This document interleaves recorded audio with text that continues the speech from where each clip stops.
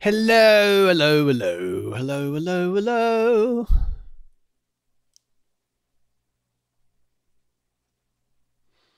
Are you there? Did you see me whistling and all kinds of shenanigans?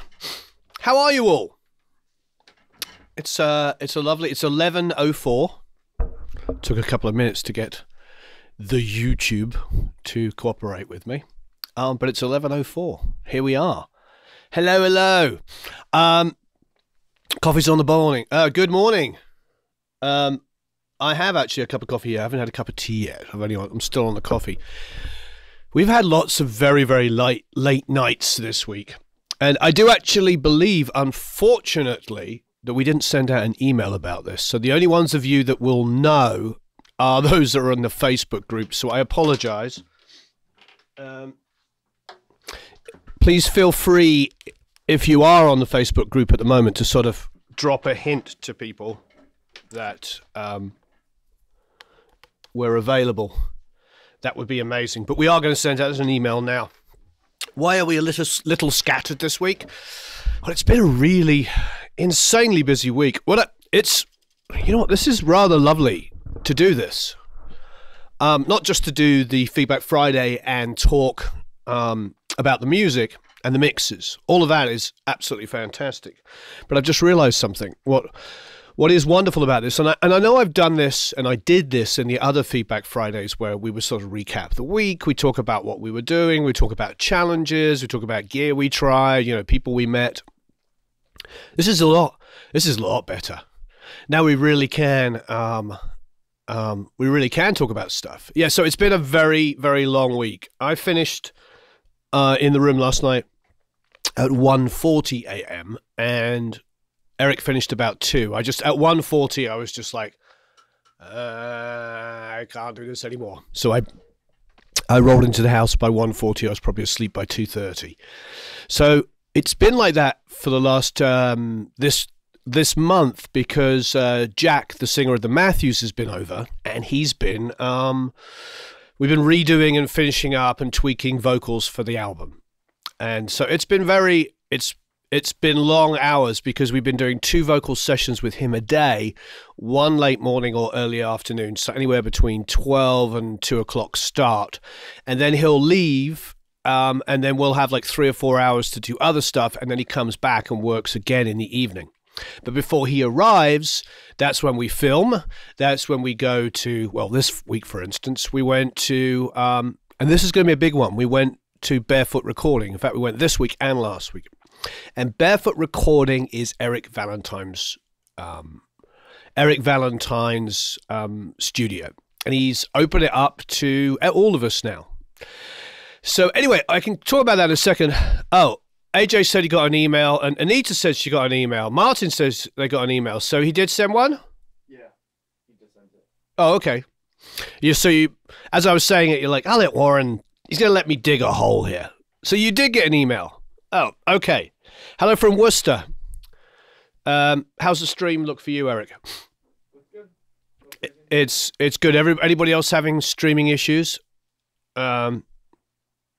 Yeah, Martin, Eric. So yes, we did that. We went to Eric Valentine's studio. I've had twice. The first time we did a studio tour, which I think you guys are going to love. And talked about the gear and talked to his studio manager there, and his name's Tim. That was great. And then we went back again and interviewed Joe Napolitano, who was and started off as Al Schmidt's assistant. So this is going to be interesting because, and I'll tell you why. So pause on that. Joe's Al Schmidt's assistant. He worked at Capitol. And then Bradley Cook. And Bradley, I think you guys and girls are going to get the biggest kick out of. You're going to love them all, but I think you're going to love him because he was the engineer on Everlong. He was the engineer on The Color and the Shape, the Foo Fighters record. He's really super eclectic, loves gear, loves rock and roll, loves music, really super passionate. They did say I could take an Unfair Child and try it out. I haven't tried it out yet. Okay, so everybody else's stream's pretty good. I'm sorry about you having issues in Worcester. But anyway, so So it was pretty full week. Also, I want to do some course stuff with Bradley. I think so. We're thinking about finding a band. We're not thinking about. We are finding a band, and we're going to record a full production course with him. I just think a guy that's recorded, Dave Grohl, and still friends and still works with Foo Fighters and a whole bunch of other great rock bands, older and younger. He does a lot of punk bands as well, but a ton of rock bands, who knows, really knows his gear, would make an amazing course. So we're going to do a course with him. I think his interview was really, really good. Joe Napolitano, really, really great guy. So yeah, you're going to enjoy that as well. I'm not sure whether we'll do that as 2 interviews or 1 with Joe and Bradley, but we're going back to interview Bradley again. We're also going to do an Everlong breakdown where we talk about the song. The reason why we want to do that, or the reason why Bradley wants to do that, is because Rick did one. Rick Beato did one, and he said to me, he goes, "Oh, I like his channel." He goes, but he didn't get anything right about the song. So he said, we're going to do it. We were going to do like a breakdown and talk about, how it was actually recorded, what was really going on. Because one of the problems is there's a sort of hearsay, people read things, they go to Wikipedia.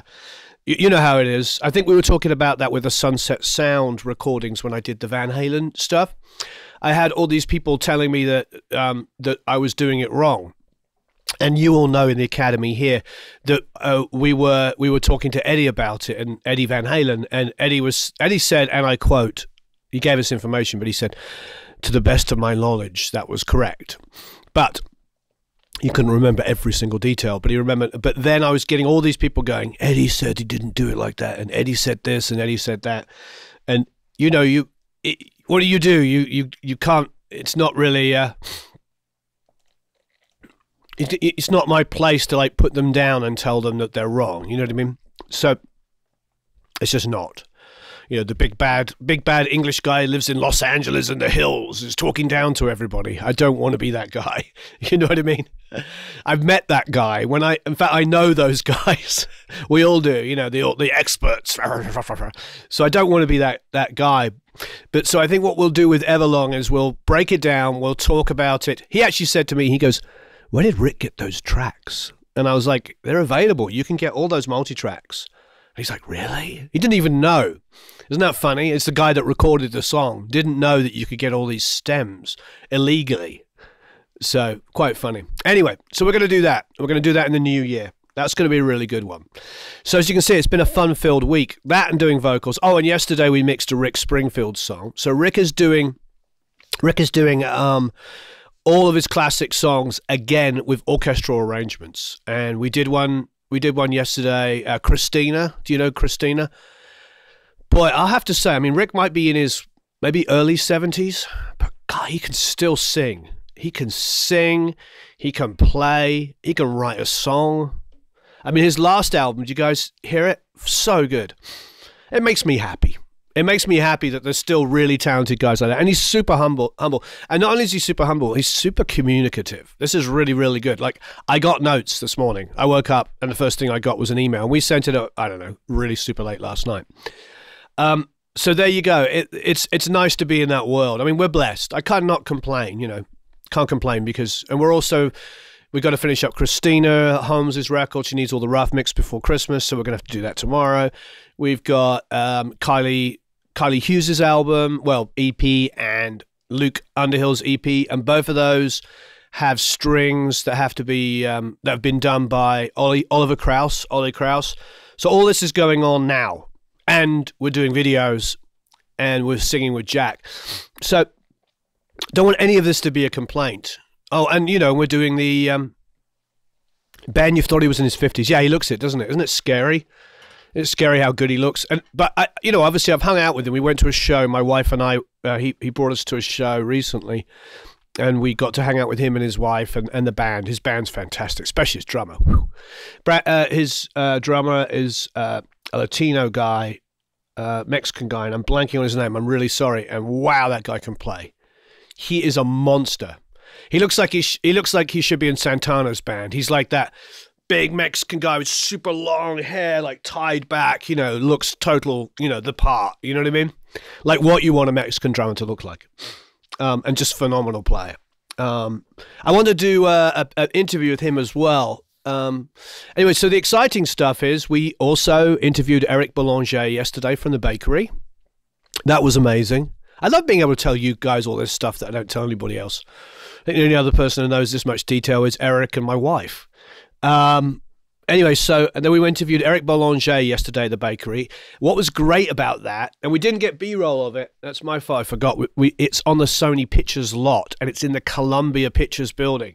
So it's this old screening room. So it was built in 1937, which, as you know, for America is pretty old. For the rest of us Europeans, 1937's the other day. But so that was really good. That was actually really, really good.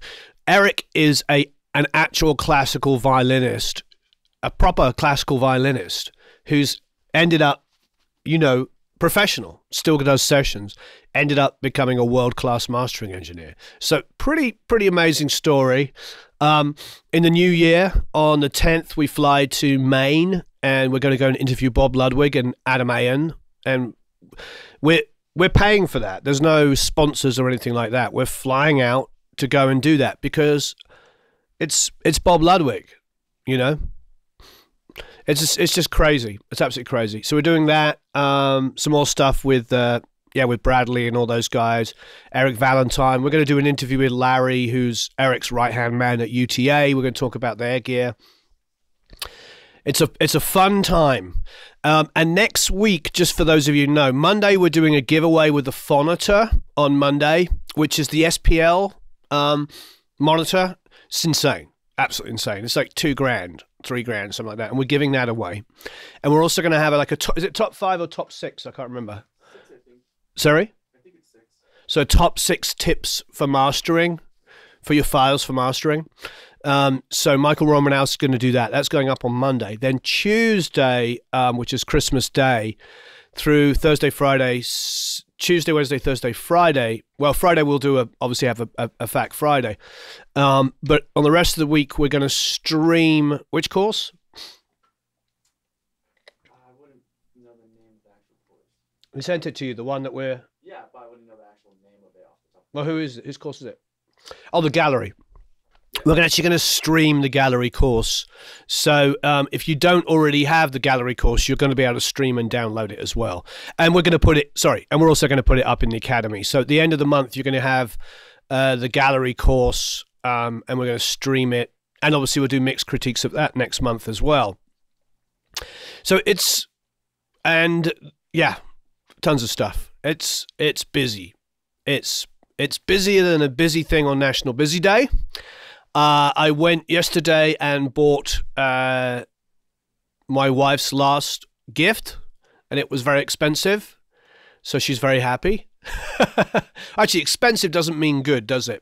It was very expensive and good.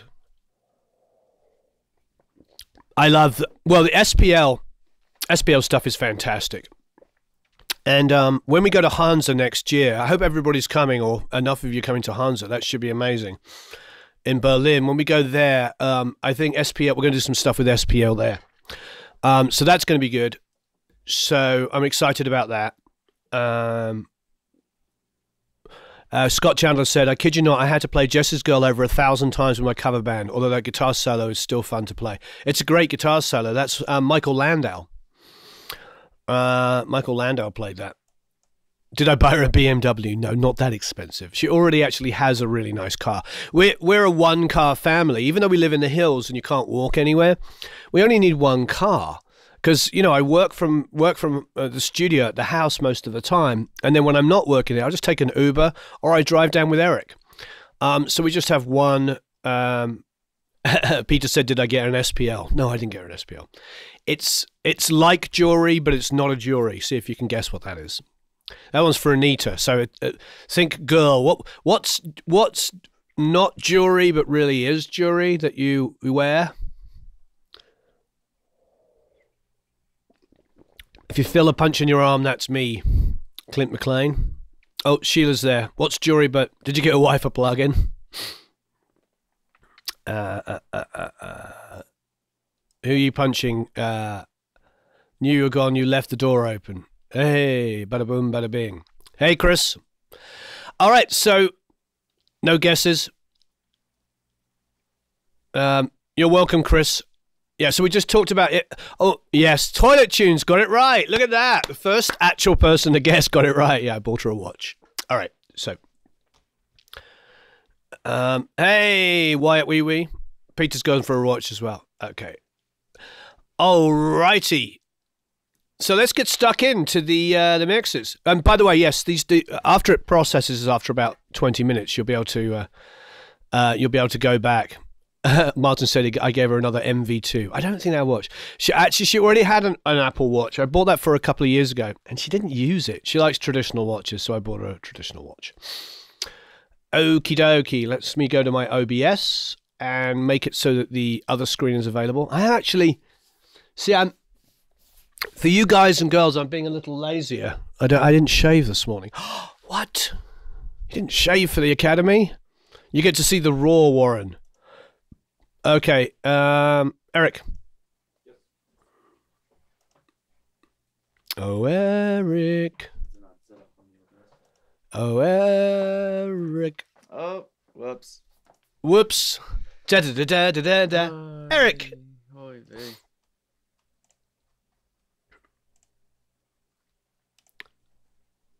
You have screen. Hey. Eric.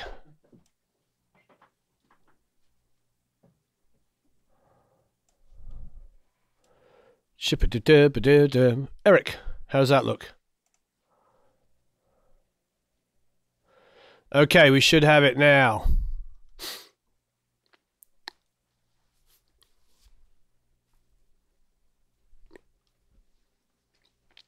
Lovely.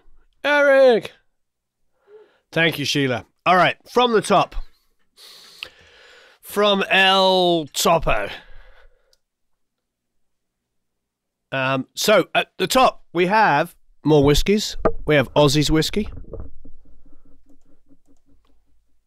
We didn't do Aussie's whiskey last week? I thought we did. All right, well, maybe we did another song of Aussie's. Sorry, Aussie. Or the week before. Anyway, let's give it a listen.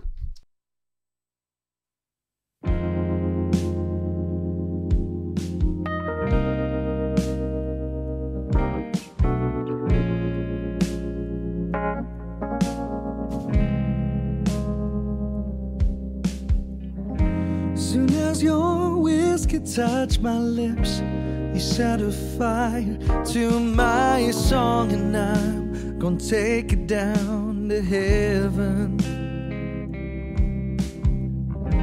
We push and pull and won't let go. It's a never-ending merry come and go round once more. And know you're so insatiable, so take me down again. Moaning, screaming, don't pretend. Wanna hear my name through gritted teeth and a heavy breath. Just lose yourself with me and you, and tell me what you wanna do, and we'll dance along the satin till the morning.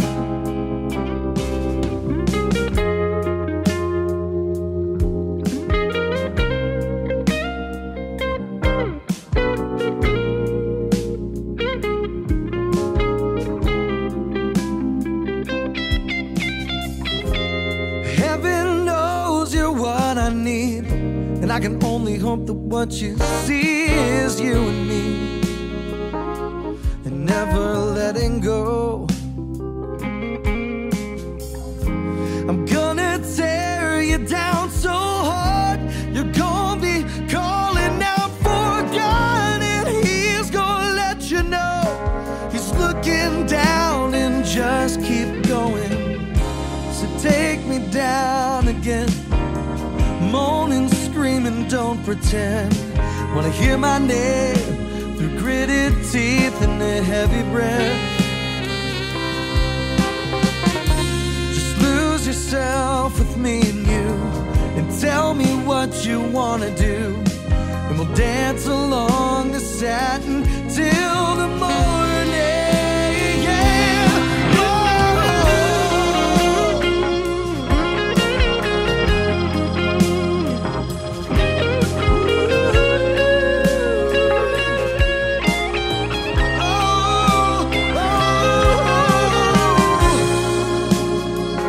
Dressed but in shadow, you advance across the room, a failed addiction, and you've got me jonesing harder now. So take me down again, moaning, screaming, don't pretend. Wanna hear my name through gritted teeth and a heavy breath. Whoa, lose yourself with me and you, and tell me what you wanna do, and we'll dance. We'll dance.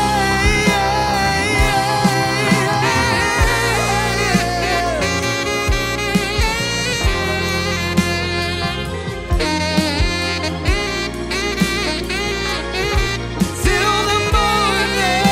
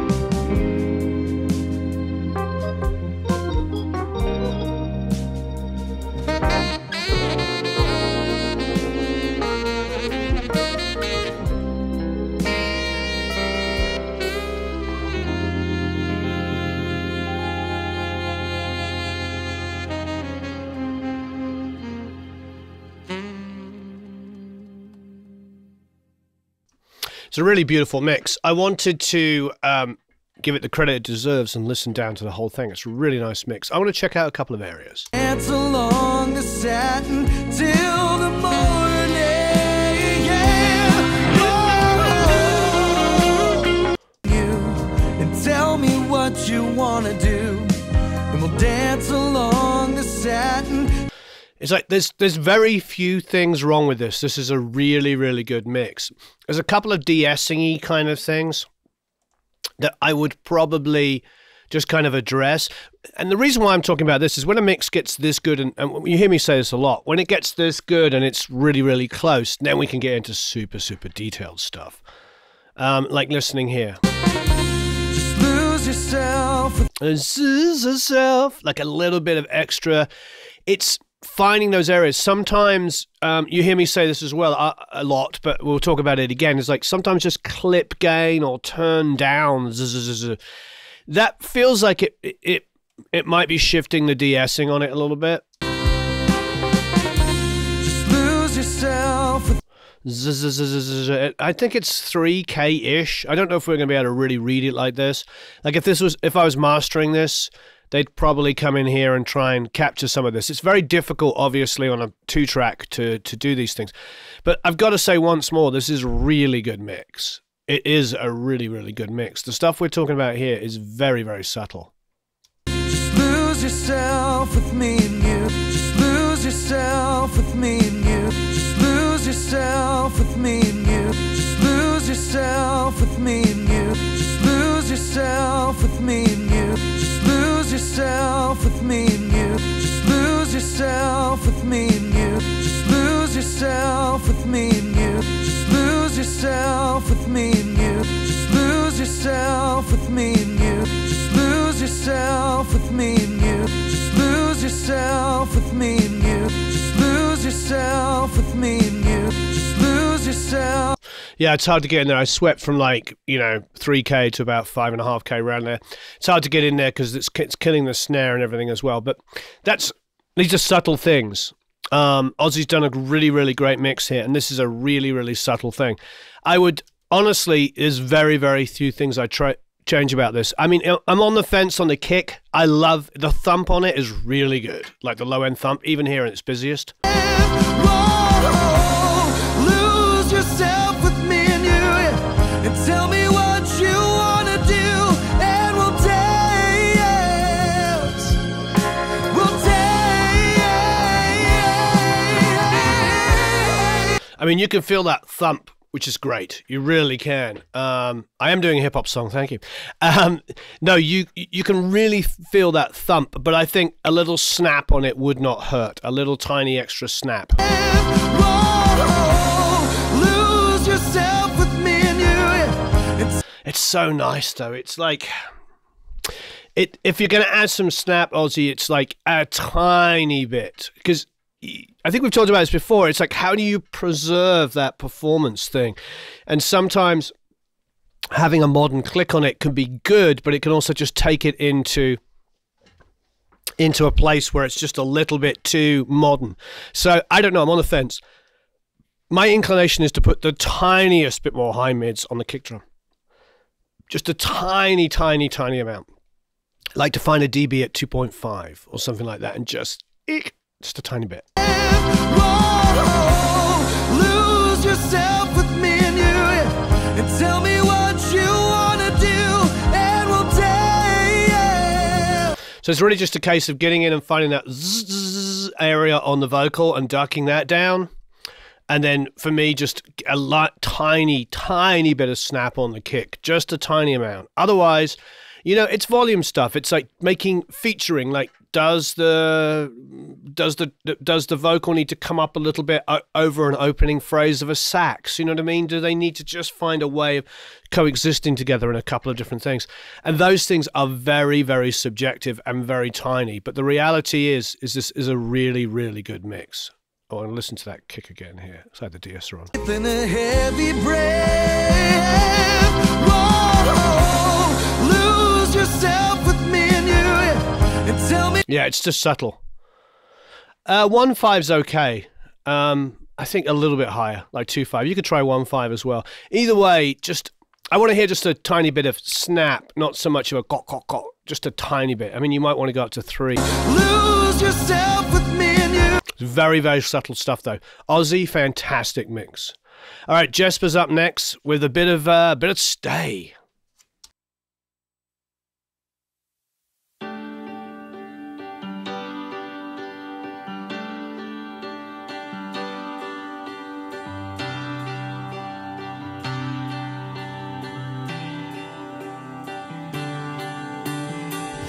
Landed here with the world 2 steps away,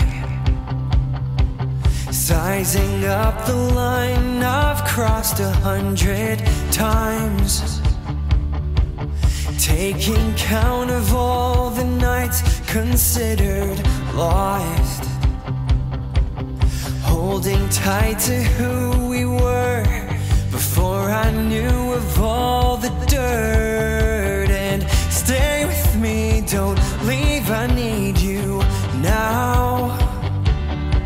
And when I do what's right, I know I'll make you proud. Instead of pacing back and forth and giving in when you want more. So it's a shame now that I can't follow.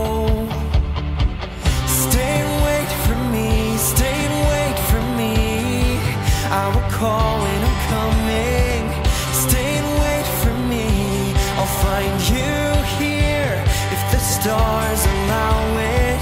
It's even worse when I'm close and deny it.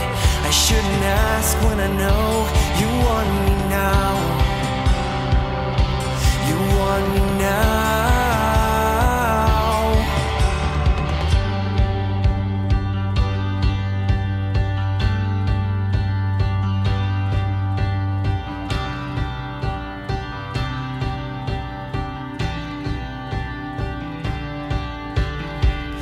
Landed here with the world 2 steps away,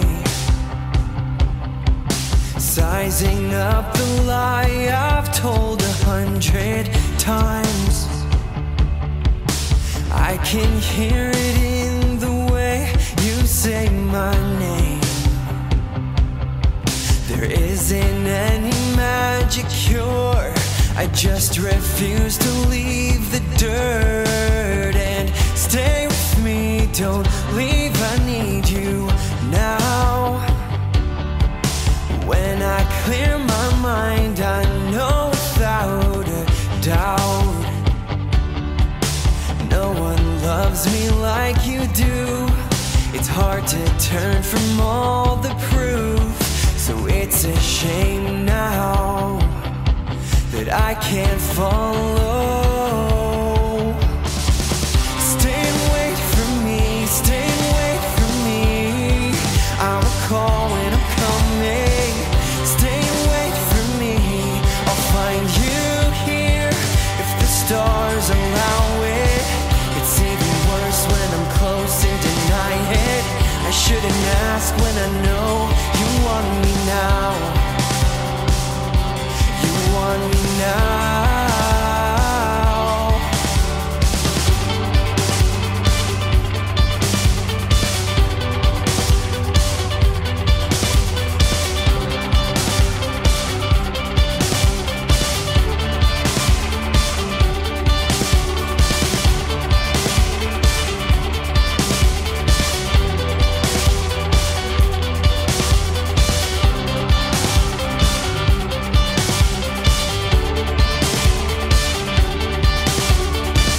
Stay and wait for me, stay and wait for me. I will call when I'm coming. Stay and wait for me, I'll find you here.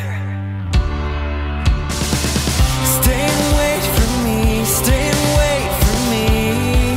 I will call when I'm coming. Stay and wait for me, I'll find you here if the stars allow it. It's even worse when I'm close and deny it. I shouldn't ask when I know you want me now. You want me now.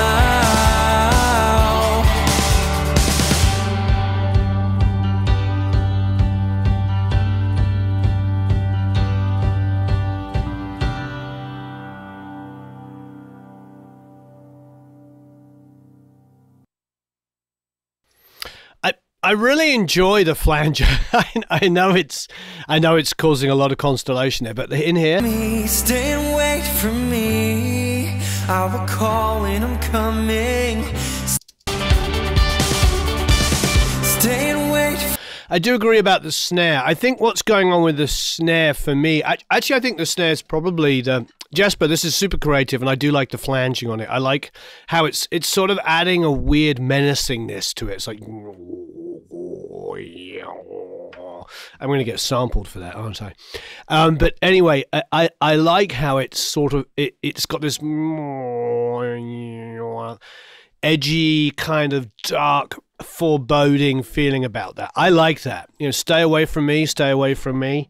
It shouldn't be too happy. So I think that's a nice creative decision, and I think it's something that we sort of need to learn from. Those kind of creative decisions do help set the mood for the song. Now, but I do agree with everybody. There's sort of everybody's agreeing on something about the snare. I think for me, the problem for the snare, it could be a combination of, you know, whether it's too loud on the bottom snare or too loud on the top. But I think Jasper, hey Jasper, I think what it is on the snare is there might be. Let's have a listen. Stay and wait for me, stay and wait for me. Steps away, sizing up the lie of. Definitely the bottom snare is a little too featured, but the top snare feels like it might be just a little bit too much compression going on it. So there's a bit of, in general, I'm hearing this kind of stuff. It's subtle, and maybe if you solo it, it's not as loud as you think. But it's just, quite often you'll get the snare, which is why a lot of us end up using samples or gating or doing all kinds of fun things, is that the hi-hat and the cymbals might be bleeding into that snare mic. So with the extra compression and EQ when brightening, you kind of get this all this kind of like wispiness going on. So I think I would definitely be featuring more of the top snare. I wouldn't be afraid to use a sample on this, even though it will upset Glenn Fricker. Like there's just like a miss hit or a bottom snare that's super loud. You hear it? That pss, pss, what is that? You know what I mean?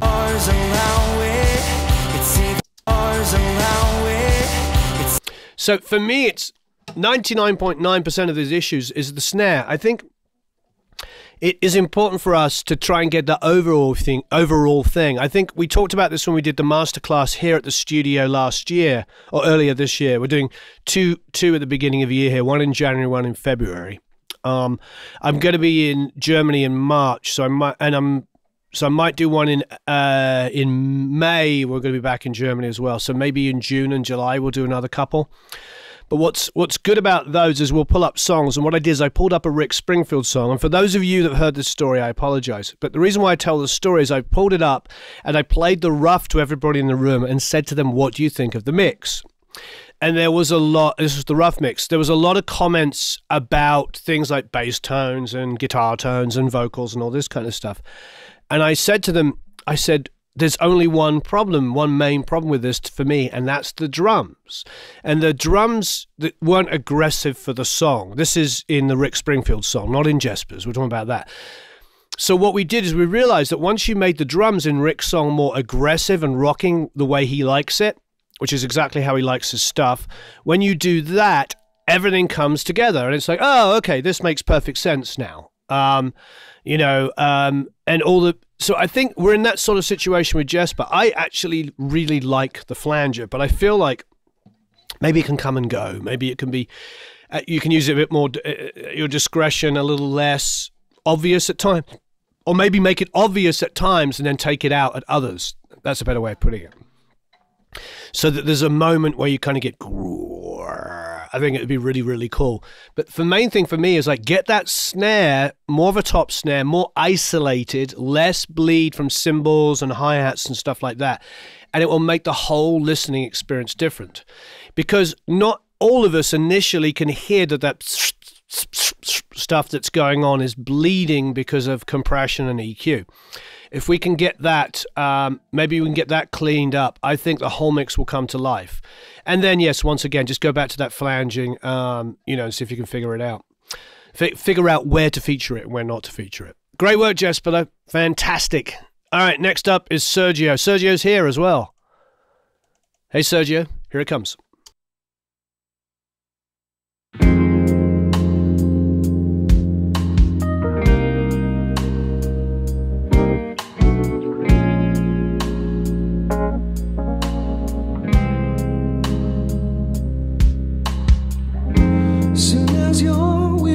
Touch my lips, you set a fire to my song, and I'm gonna take it down to heaven.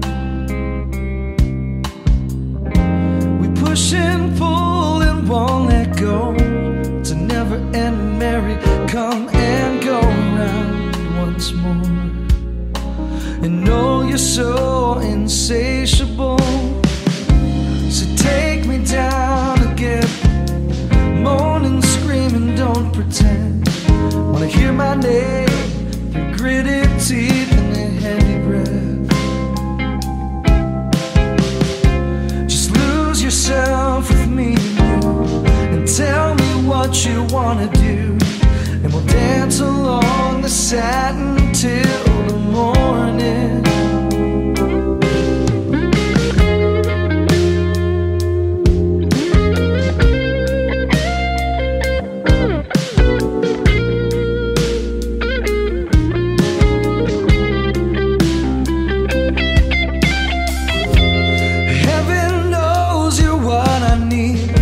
I can only hope that what you see is you and me, and never letting go.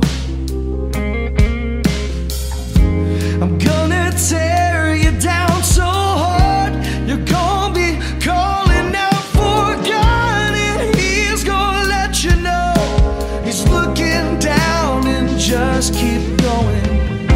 So take me down again, moaning, screaming, don't pretend.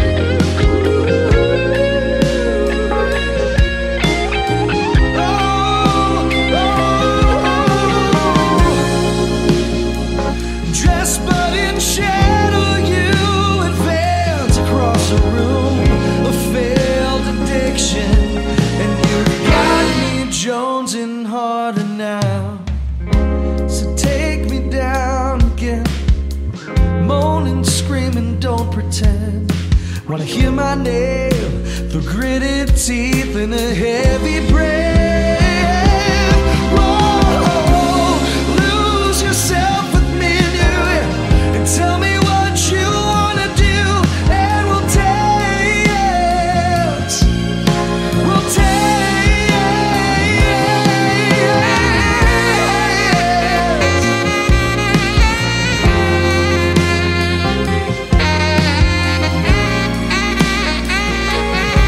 Till the morning.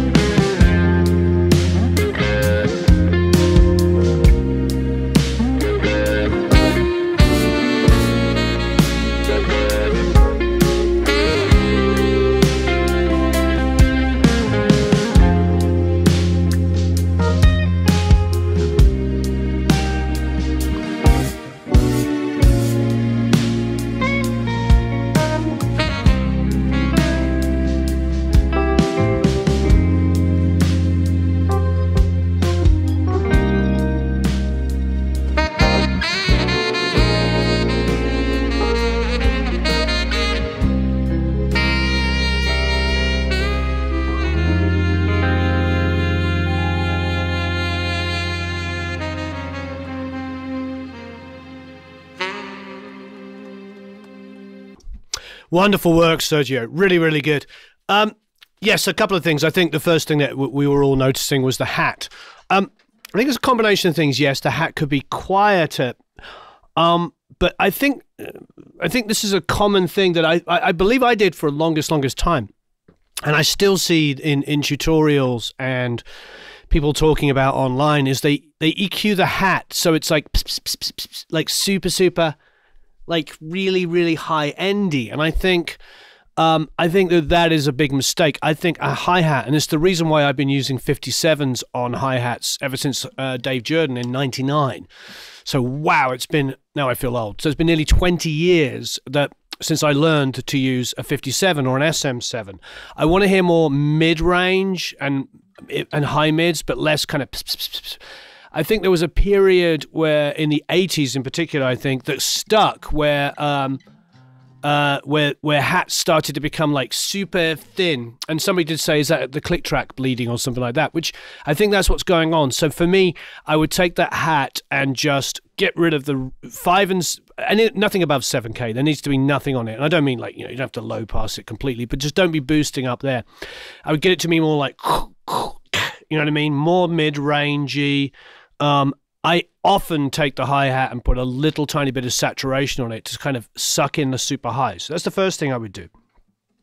Second thing is I feel like the overheads somehow or another are getting a little too compressed. I think they need to be opened up. So if I go in here. On the satin till the morning, yeah. Whoa. So there's a part of that I like. Don't get me wrong.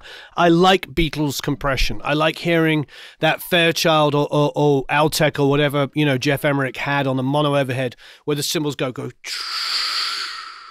They don't have that initial psh. They just kind of go. I love that sound. Don't get me wrong. But I feel like I would be relaxing maybe whatever's going on. It might be the bussing. It might be just when they're bussing together.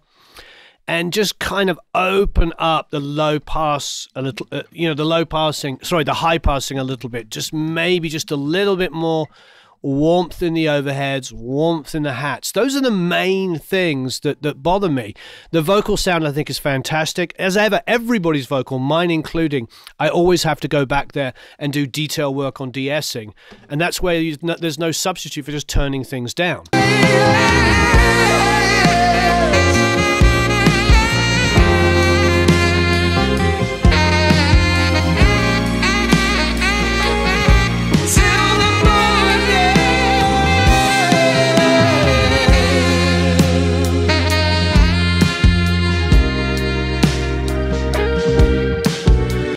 The the snare's great, but it feels like it's a different sound all the time. So I get that it's probably, a lot to do with the fact that the drummer is playing a little unevenly. I mean, I think it's Phil Allen, and he's a good drummer. He's a great drummer and a great guy, but he's not like the world's greatest drummer, and he doesn't think he is, and so he could well be playing slightly unevenly as well. So with that being said, I think what I would probably suggest is, just evening it out a little bit.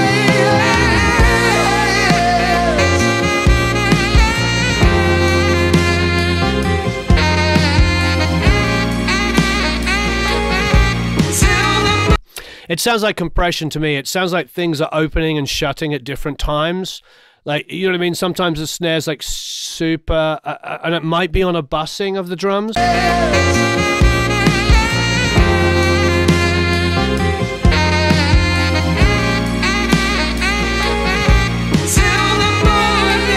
You hear like 3 or 4 different snare sounds there. I think in that instance, I wouldn't be afraid to like bring the sample in a little bit just to help support it, if you're getting a little unevenness.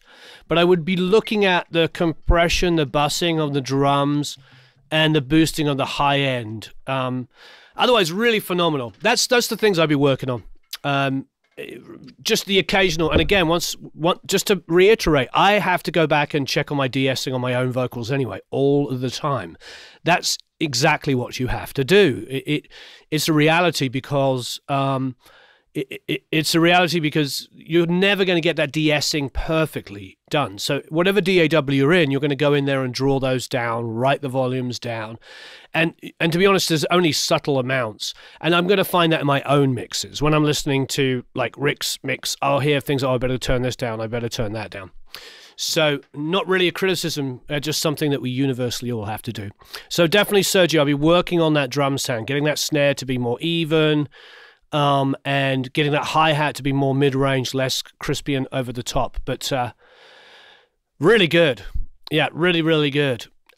Well, maybe, Sergio, what you could do is you could have a bus with barely any compression on it and then have a more aggressive parallel bus. Maybe that will work for you in this instance, where you could get a little bit more aggressive on the compression, but bring it up underneath and don't feature it quite so much. So you have a more straight ahead kick and snare and then a more squashed underneath. All right, here we go. Kip's up next.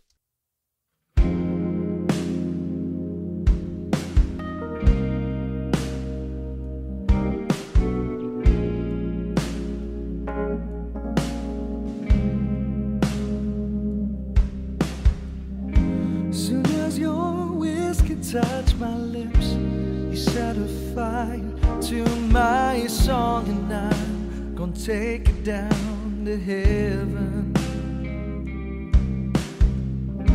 We push and pull and won't let go.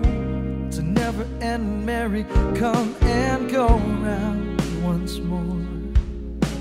And know you're so insatiable, so take me down again.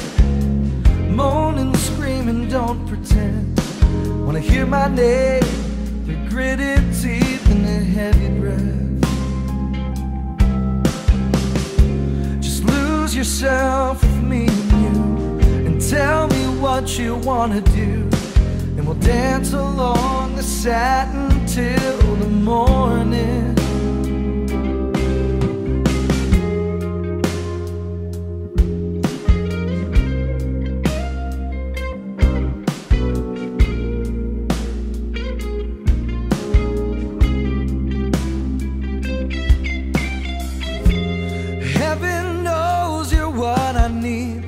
And I can only hope that what you see is you and me, and never letting go. I'm gonna tear you down so hard, you're gonna be calling out for God, and he's gonna let you know he's looking down, and just keep going. So take me down again, moaning, screaming, don't pretend. Wanna hear my name, the gritted teeth and the heavy breath. Just lose yourself with me and you, and tell me what you wanna do, and dance along the satin till the morning. Yeah. Whoa.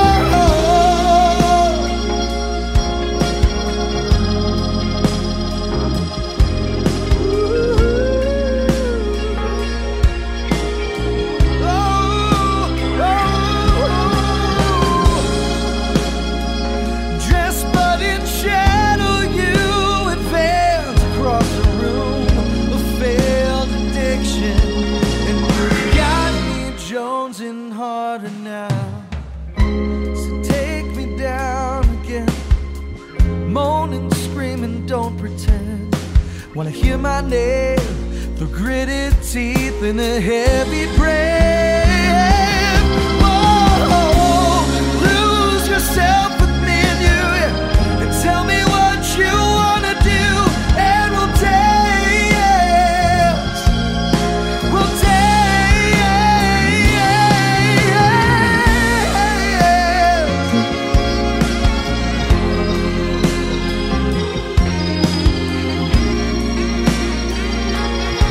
Till the morning.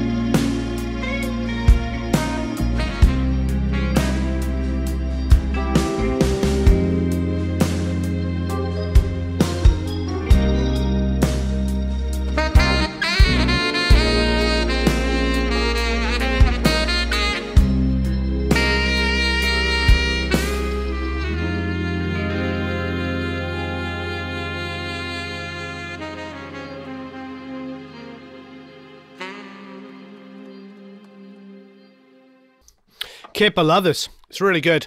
Okay, so I think everybody's picking up some pretty straightforward things, and it's really wonderful. Guitar solos need to come up. I don't know if I would say the drums are too loud. A couple of people said that. I don't know if I would say that the snare is too loud. I actually like the tone. Soon as your whiskey touched my lips, you set a fire to my song, and I teeth in a heavy breath. It seems like there's a lot of automation going on there. See here? See everything comes up? Moaning, Bass is super audible. But here? So there's a lot of automation going on, which I like. I think you could split the difference, not make it quite so dramatic between this first section and here. screaming, don't pretend. Wanna hear my name, the gritted teeth and a heavy breath. Yeah, I like the snare. See, I think here the bounces are pretty darn good in this section. I think there could be some automation on the vocal here and there. There's words that are getting a little lost. So you could automate that, maybe a little extra compression on areas to sort of bring it up. I personally like your vocal tone, so I'd probably do automation over anything else. But in general, the guitars need to come up. Well, even here where I like it, the guitars are a little lost. Have a listen. The gritted teeth and a heavy breath. Just lose yourself with me and you, and tell me what you wanna do, and we'll dance along the satin till the morning. The gritted teeth. That's great there. It feels really good, but I'm not really hearing that funky rhythm guitar. That could definitely come up. Let's have a listen here.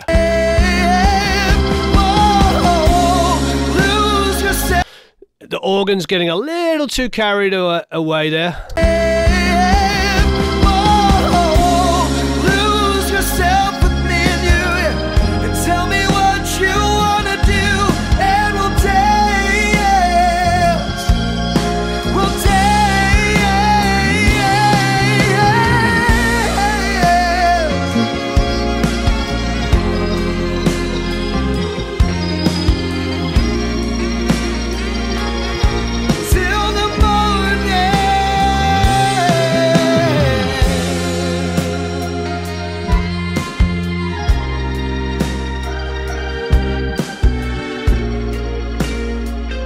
Yeah, it's just really that. And organ down. I mean, I love the dynamics.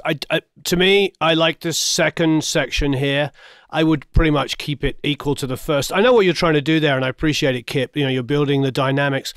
What I find in general is that, yes, I do really super drastic EQ at times. Insane amounts of EQ when it comes to mix at times. But I find, balancing things, I'm trying to sort of balance those kind of things and make it like feel really, really good.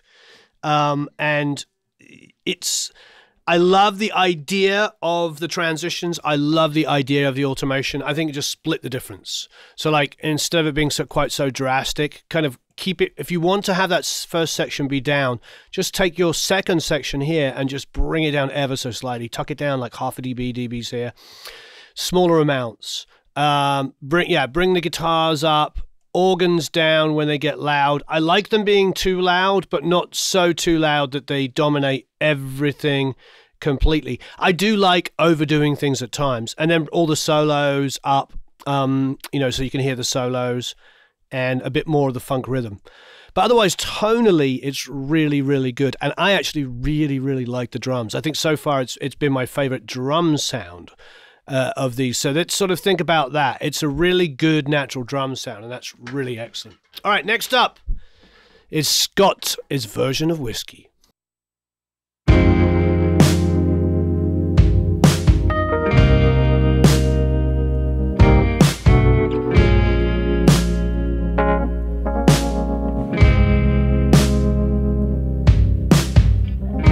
Soon as your whiskey touched my lips, set a fire to my song, and I'm gonna take it down to heaven. We push and pull and won't let go. It's a never-ending merry come and go round once more. And know you're so insatiable, so take me down again. Moaning, don't pretend. Wanna hear my name, the gritted teeth and the heavy breath. Just lose yourself with me and you, and tell me what you wanna do, and we'll dance along the satin till the morning.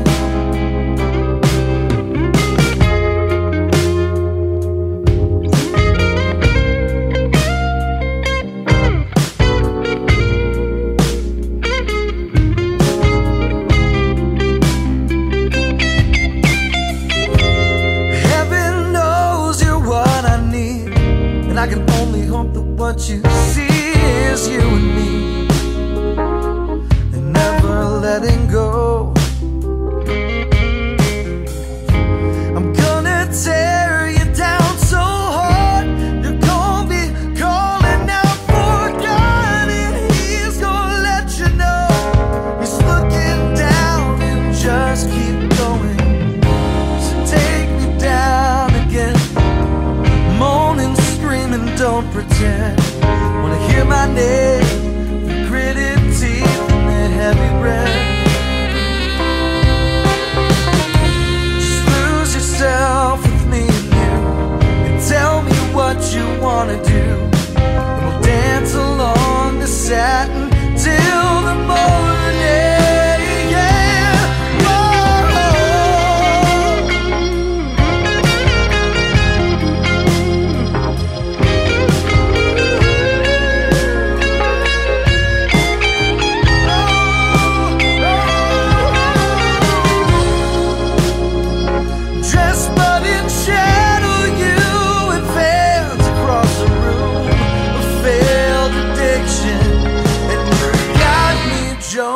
Harder now, so take me down again. Moaning, screaming, don't pretend. Wanna hear my name through gritted teeth and a heavy breath. Oh, lose yourself with me and you, and tell me what you wanna do, and we'll dance. We'll dance.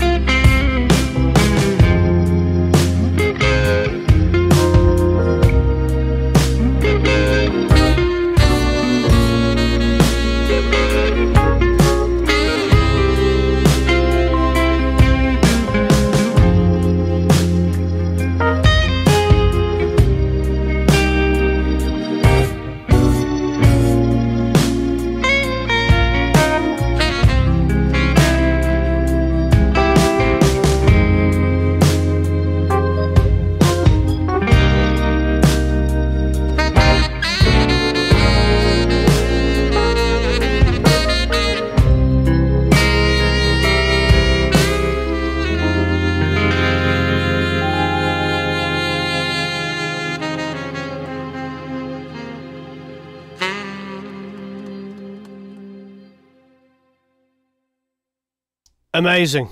I really like it. So it's interesting because, yes, I do agree. Look, the obvious thing that we're all commenting about is the kick.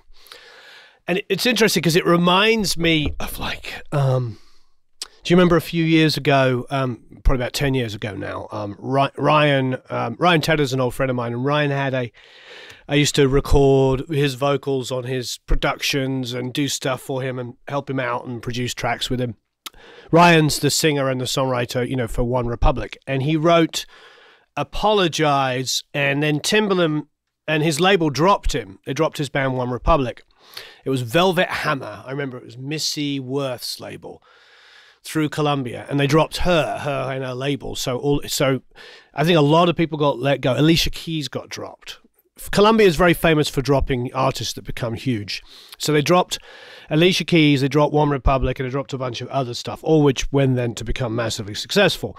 But anyway, Alicia was a couple of years before. But anyway, to cut a long story short, Timbaland heard Apologize and was like, I love this. I want it to be on. He wanted it to be on his solo record, or his record, you know. And so he took all these different answers, and all he did was take the actual mix and add a kick and a snare sample over the top and then call it a Timbaland production. And that's what this sort of reminds me of. It's like, and I don't mean that in a negative way. I sort of mean that in a good way. It feels like the radio mix version where they've gone, because out here they have a format called rhythm radio. And they're looking at all of the radio stations that are kind of pop, kind of R&B, kind of hip-hop, and there's a crossover area. And I've had to do this. Like, for instance, do you guys and girls all know the Script song, The Man Who Can't Be Moved? It's an amazing song. Well, I had to put a loop in it to get it on radio. So I put like a loop and put that to the mix, and then we furnished it to radio, and it got a lot of radio play. And they tried twice to make that a hit. So the point is about those. The point is about that. That is like people do these things to get them to be on the radio. I know, Peter, you don't have to like the song. I'm just trying to make a point about you know, mixes and stuff like that. So sometimes, like this big kick, yes, in the context of trying to keep it, you know, keep it here, you know, on the, you know, keep it as, you know, the in the context of trying to keep this, you know, to be a song that's organic and natural sounding, you know, if we're going to try and keep that, you know, feeling like that, this maybe isn't the way to go. But if we were trying to make this into something that's like a radio song, you know, that is often what people do. They put in these kind of like big kind of kicks. And so it's interesting. I personally would bring it down, and I personally would put a transient designer and shorten it. You know, that's what I would do. That's, for me, is what I would do.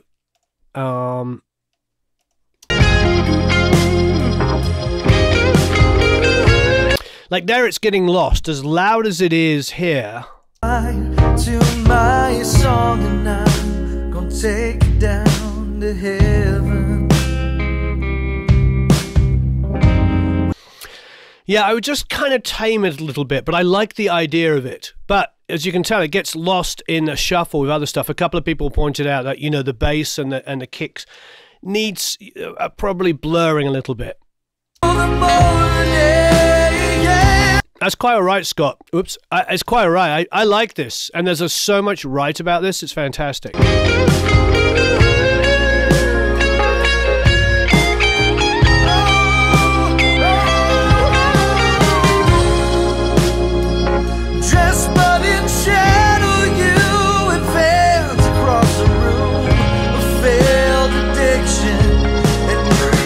Exactly, as John's pointing out, it is sort of in that area. So I think if I personally would make it less on, because the only problem with that is like we're getting these long kind of sustained like Fs, you know, and you've got this kick, this boom, boom. So I would shorten it. See, the only way this really works, and if in a sort of a Timbaland way, without getting into that song, is the only way that works is when the kick is too loud. You know, that's what works about that Timbaland remix of Apologize. And whether Peter likes it or not, that what I'm trying to say, without that letting us derail us, is the fact that that's how that song got on the radio. They had that song, and as you probably are all aware, it was a #1 hit in 13 countries. So, you know, like it or not, you know, a lot of millions and millions of other people do like it, and it's a good lesson for us to learn. I don't want to sort of like get derailed when we're trying to like learn information. This is a good thing with like the learning process and being supportive of each other, is like being able to find a way where we can all communicate. So, yeah, I feel like that kick, you know, on the Timbaland version of it is absolutely massive, and the snare is totally wrong, but it worked for radio. I think that if you're going to make this kind of statement, Scott, you would have to do it like, so it was ridiculously over the top, far too loud. At the moment, it's sort of non-committal. Like, I would shorten it, make it more organic if it were me, but if you really wanted that boom, gah, boom, boom, then I would make it so unbelievably, unbearably on top. At the moment, it's sort of half and half. And where it goes from being too loud here, it gets lost here.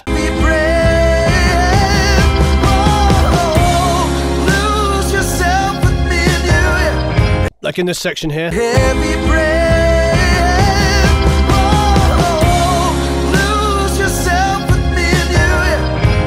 So give me a little bit more knocking sound to it, a bit more of that, and a little bit more bite, and I think you'll be in a great situation. But let's be positive. I mean, Scott, it's a really good mix in so many ways. Super exciting. I think it's really important. It's really important to be able to find what's good about it, because the reason why we do this process, you know, and look at all of this. Look at all these different mixes is so we can learn from everybody here, and because there's all these different approaches do work. Oh, do I have bad plosives? Yeah, we haven't quite figured that out, and I think probably I get really I get really passionate about things when I'm talking. I probably tend to do that kind of stuff. What do we have on here? 1, 2, 2. Oh my God, Isotope wants me to update. 1, 2, 2, 2, 2. Optimize for dialogue. 1, 2, 2. Surgical, gentle music threshold. 1, 2. P, p, p, p, p, p, p, p, p, p, p, p, p, p. 1, 2, 2, 2. Explosives. 1, 2, 2, 2, 2. 1. Explosives. I think that's better. 1, 2, 2. There we go. 1, 2, 2, 2. I thought we also had an EQ on it. Okay, let's try this. 2, 2, 2. Optimize for passion. Passion. Fashion, turn to the left. How about for fashion? 1, 2, 2. 1, 1, 2, 2, 2. Optimize for fashion. Passion. That's probably as good as I'm going to get it without us spending a long time on it. 1, 2, 2, 2. 1, 1, 2, 2, 2. Passion. There you go. AJ says he can hear me. That's good. Okay. 1, 2, 2, 2, 2. Hopefully that works. I'm also trying to get it so that when I move around, we can hear it. You know what I mean? You can hear me. 1, 2, 2, 2, 2, 1. Did anybody? Did Matt put up the t-shirts? Did he put up the t-shirts? Because I know lots of people were talking about it and asking them. We did make them. Do you like the t-shirts? We put them up on this Teespring stuff, because what they did is they made it so it was like super easy to do. And our good friend Chris came up with some great designs, and we worked with him on it. And hopefully you like it. Did you get did you see the t-shirts? Did you like the t-shirts? Do I sound almost American now? Oh dear. Deary me, do I really? I'm just joking.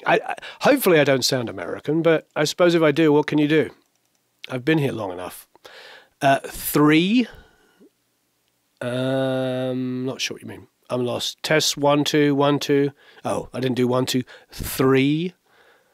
All right, let's try it from El Topo.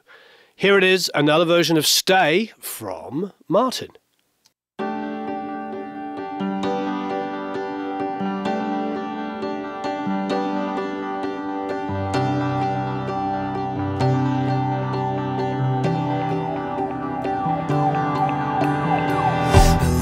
Here with the world 2 steps away, sizing up the line I've crossed 100 times, taking count of all the nights considered lost, holding tight to who we were before I knew of all the dirt. Don't leave, I need you now. And when I do, it's right, I know I'll make you proud. Instead of pacing back and forth and giving in when you want more. So it's a shame now that I can't follow. Stay and wait for me. I will call when I'm coming. Stay and wait for me. I'll find you here if the stars allow it. It's even worse when I'm close and deny it. I shouldn't ask when I know you want me now. You want me now.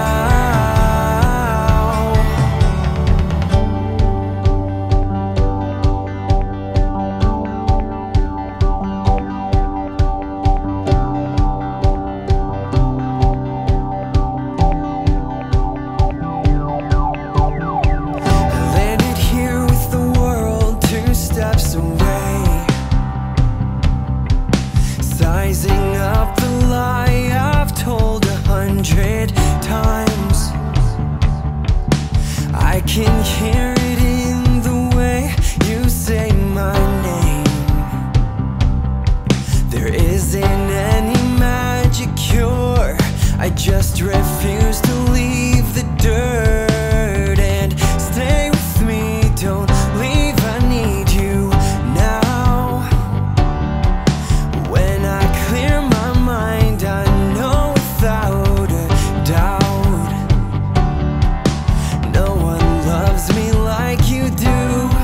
It's hard to turn from all the proof, so it's a shame now that I can't follow.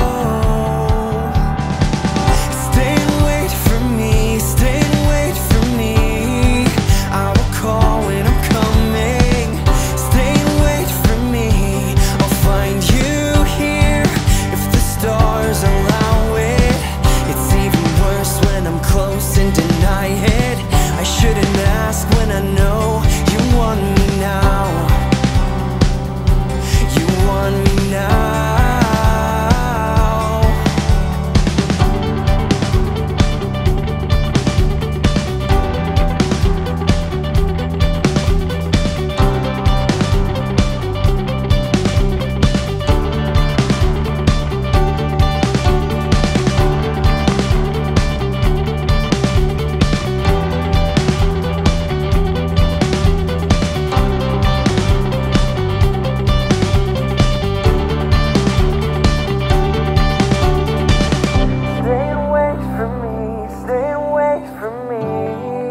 I will call when I'm coming.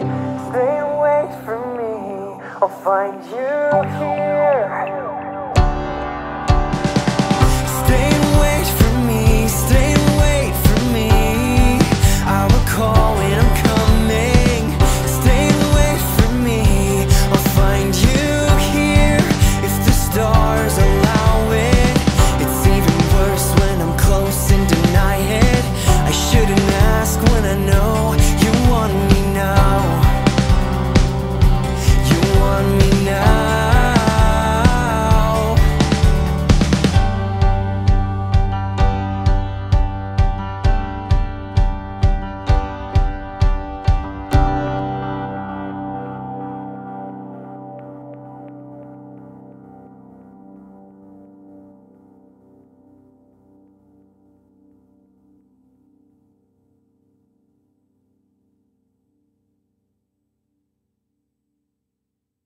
Marvelous. Yeah, I really, really like this. Really, really do. Listening again. I landed here with the world 2 steps away. Sizing up the line I've crossed 100 times. Taking count of all the nights considered lost. Holding tight to who we were before I knew of all the dirt. And stay with me, don't leave, I need you now. And when I do what's right, I know I'll make you proud. Instead of pacing back and forth and giving in when you want more. So it's a shame now that I can't follow. Stay and wait for me, stay and wait for me. I will call when I'm coming. Stay and wait for me, I'll find. It's really good, Martin. It's really, really good. I do agree. Somebody did mention about a little bit lispy. There's definitely something in the vocal that's a tiny bit lispy. Let's have a listen. Steps away. Just strip away. I think we need to kind of get in and address that. That's the main thing I'm hearing. Raising up the line, I've crossed 100. I do like the kick. One more, so it's a shame now that I can't follow. Stay and wait for me, stay and wait for me. I will call when I'm coming. Stay and wait. It's difficult with the toms to get the articulation. Stay and wait for me, stay and wait for me. I will call when I'm coming. Stay and wait for me. I'll find you here if the stars allow it. It's even worse when I'm close and deny it. I shouldn't ask when I know you want me now. You want me now. I think, believe it or not, there's moments where I feel like the vocal could actually come up. I'll find you here if the star. I think I recognize this kind of vocal tone. This is done. I've done this myself. It definitely feels a little flat. It feels like it's being compressed quite heavily. I'll find you. Yeah, like Ben's saying, it's like I can hear the like a lot of breaths and stuff like that. So I actually quite often, what were the toms mic with? I think they were, one is mic with the C12A and the other one's mic'd with a Lewitt. Stay and wait for me. I'll find you here if the stars allow it. Yeah, slightly less compression on it. Stay and wait for me. Stay and wait for me. I will call when I'm coming. Stay and wait for me. I'll find you here if the stars allow it. It's even worse when I'm. I think I'd be getting in there and drawing down those breaths and those S's and those T's. Stay and wait for me. I'll find you here if the stars allow it. It's even worse when I'm close and deny it. I shouldn't ask when I know you want. Stay and wait for me. I'll find you here if the stars allow. It's interesting. I've always there's breaths can add like energy, like stay away, stay away. They can really make it feel like, oh, what's going on? This is passionate. But then there's other times when they can get distracting and we can listen to it and it makes us feel, takes us out of the moment, especially if they're not really timed exactly, you know, because not everybody breathes, you know, they're not breathing on beat. So a little slightly out of time breath, I've had people tell me they've come back and said, oh, there's something with the drums, there's a bad hit. And it wasn't a bad hit, it was just a breath sounding like, you know what I mean? Somebody hit a mic or something like that. So I think for me, I would bring the vocal up in general, and then I would remove some of those breaths and remove some of those S's and T's. Stay and wait for me. I will call when I'm coming. Stay and wait for me. I'll find you here if the stars allow it. It's even worse when I'm close and deny it. I shouldn't ask when I know you want me now. You want me now.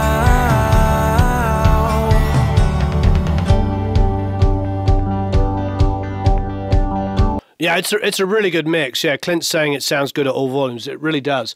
That's the only thing I'd be working on. Definitely just be working on that section. Wait for me, stay and wait for me. Definitely, just Jesper's saying, definitely put a de-esser before the comp, before the compressor. It's super close. I'm going to use the bathroom. Martin, great work.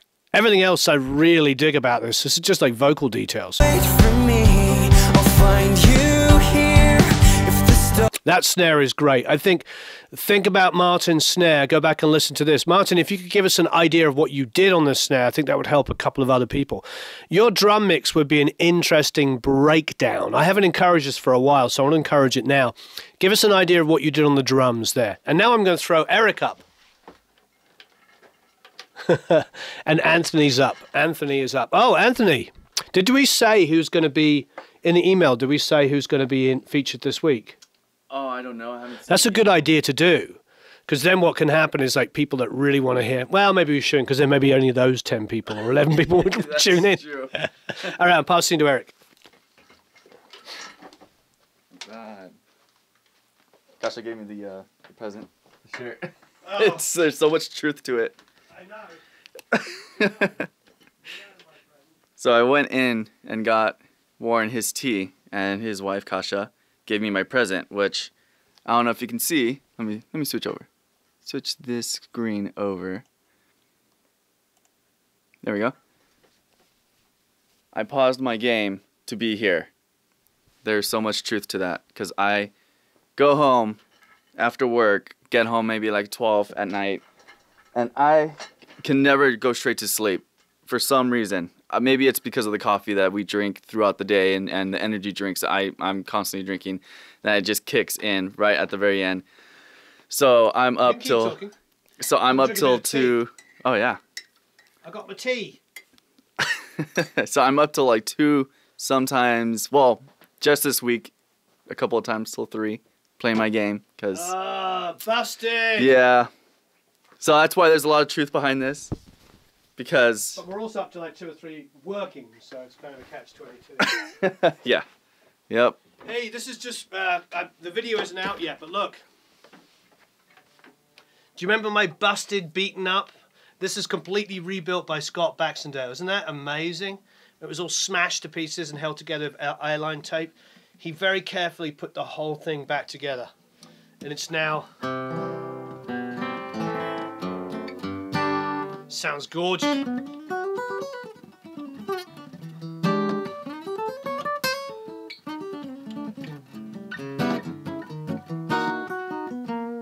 Absolutely gorgeous. And he put the American flag back on. Love it. Really great work. Thank you, Scott Baxendale. Can you put that? Take that one and. Yeah. We got to find somewhere else to keep it. It doesn't need to be. That one doesn't need to be out, sort of on display. I would basically. No, I wouldn't put it up there. I would probably just put it in its case and put it away if we need it. You know what I mean? Yeah. Sorry, everybody. Back in a second. This is what happens when you get real time, real stuff.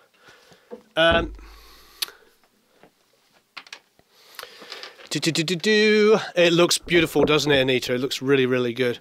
Hey, so I feel like got to sort of talk about this. So like Peter sort of was like, oh, I hate that song. You know, when we were talking about One Republic. I think it's, you know, and he's gone. I wish he hadn't gone. It'd be good to talk about it, because I think one thing that we are really good here is civility. Now there was no negativity in what there was no bad words in what he said and all this kind of stuff, and I totally understand. But I think it's like when it's discussion points, I want everybody to be able to be free to express and talk about stuff. Now, not all of us like the same music, but it's a really good thing to talk about. But you probably know how I feel about being a great producer, engineer, or mixer. And I think this is a really good discussion point for us. If you want to think about the best producers, engineers, and mixers in the world, all the biggest ones. I'm not talking about like, whatever, a guy that just mixes like metal, or a guy that only makes country, or a guy that only does this, or only pop or R&B. The best people are genreless, are totally genreless. If you look at George Martin, for instance, or you look at Ken Scott, I mean, what is their genre? Like Ken did Supertramp, Ken did Hunky Dory, Ken did a bunch of rock bands. He also was an engineer on Abbey Road. There is, that kind of stuff. It's like that ability to, just like look at, I do one with a British flag. That's another long story. Anyway, but so I think it's important, like, to leave our sort of like issues behind us. Like, oh, I hate this. It's like, well, you know what?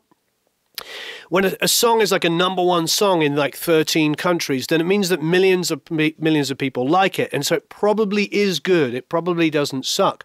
Now, is it my favorite song? Of course it's not. One Republic's Apologize is not my favorite song. But I understand why people like it. I understand when I was a kid why people like Kylie Minogue. Did I like Kylie Minogue? No.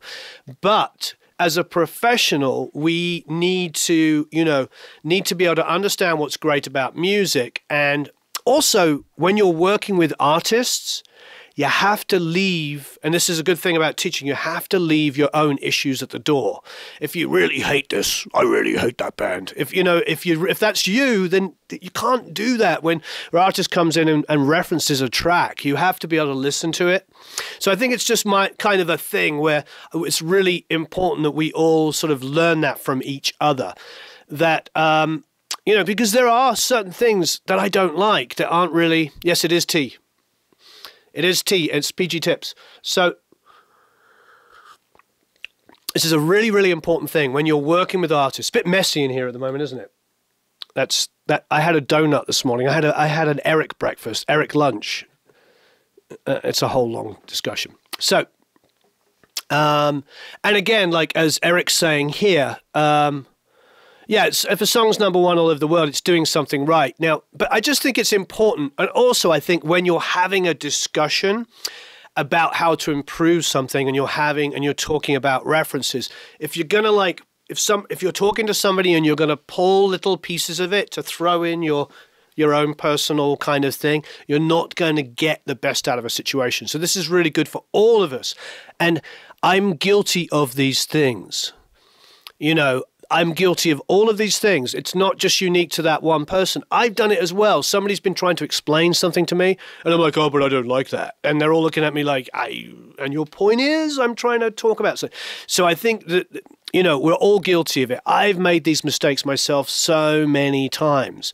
But this is an environment which is very, very, very, very important to us, and really, really super supportive. And it wasn't about a lack of support. It's just interesting and important to learn that, this is a place where everybody gets to express themselves. It's like that discussion we had, in the forum. I was talking to Lem about this the other day, about drum recording. And if you use samples and you don't know what you're doing, well, Andy Wallace, Dave Jordan, the list is about 10,000 people that have used samples because they're only in it for the end result. Now, when I'm doing a jazz record, there's no way I'm going to put samples on it at all. But if you're doing Metallica and you're Bob Rock, then you're sure as heck going to use samples because the Black Album is covered with the samples. In fact, I have some of those that I want to kick is the kick drum from it because I'm just going to be blunt. I don't care what somebody says. The way to get that drum sound is to use a combination of live mics with samples because it's a wall of guitars, which are just these huge square wave guitars. And the only way you're going to get the kick and snare to cut is if it's 10 times larger than it really is. It can't just be 5 mics on a kick drum perfectly in phase. It's still never going to be the same as 3 or 4 different sizes of kick drums, when blended together to create this kind of smash down the door. what I mean is like if you get to the I Wanna Kick in the drum samples, download the I Wanna Kick, you'll see that it's probably like an artificially created, it may even not be a kick drum when it first started. It's a little bit like the gunshot snare is actually an AK-47 fired. It's actually the sound of a gun, and I think it's slowed down on a tape machine and then sampled back into a 4-act. And yeah, we all love real snare drums, but if you want something that sounds like Alice in Chains, then use the Alice in Chains sample that they use. You know, it's really why do record companies favor dark mixes or bright mixes? I think they just favor whatever sounds good, honestly. Things tend to be a little brighter than you would imagine. I will say that. Things, not record companies, but just in general, things tend to go a little bit brighter than you would imagine. And low mids get cut a lot because low mids don't translate on TV. They don't translate in small speakers. So you'll find that you'll get a lot of cut on low mids. So, which would obviously exaggerate mid-range and high, pure mid-range and high mids. So anyway, I think that this is important. I think that you do what's best for the song and best for the artist, and often it is replacing the drums, and often it's not replacing the drums. It's just what is best. Sometimes it's about like giving the drums a little extra energy. So I think we have to be just careful when we bring ourselves to it and bring our own issues. And I have things I love and hate. Look, all joking aside, the joke is Warren going to mention Queen in this video? You know what I mean? Just by me mentioning, am I going to mention it? I did. And I love it. I love that band and I can talk about it all day. But they never did anything that had metal guitars in it. They had tons of rock. They had tons of, like a...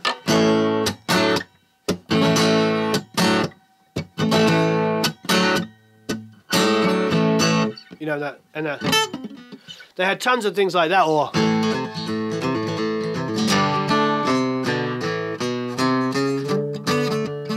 they had tons of things like that, but they never had. They did have some really, Brighton rock. They had some amazing, like, kind of,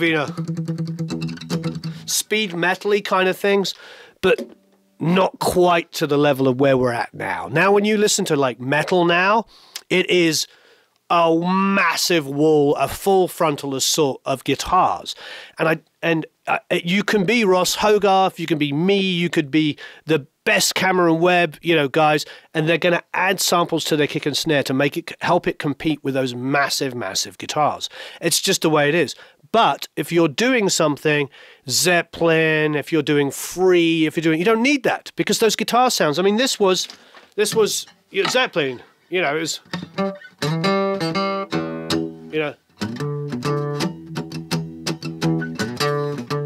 The riff's played on one string and then it doubles on the E. Or you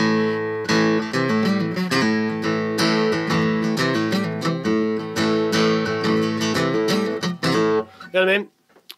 That's it. It's not. It's one guitar. Maybe it's doubled. It's not four aside, going through 5 different amps, also a Kemper, an Axe effects, a bias plug-in, you know what I mean? And it's all... So it's, you know what I'm going to say, horses for courses. Yeah, Jacques, Hammer to Fall is a heavy rock song, but it's not... I think none of you are listening to, like, huge metal. But if you listen to like some of the loudest, hugest metal. So I just think it's important that we have these kind of discussions because everybody here, you're all little thought leaders. You are thought leaders. You're coming together.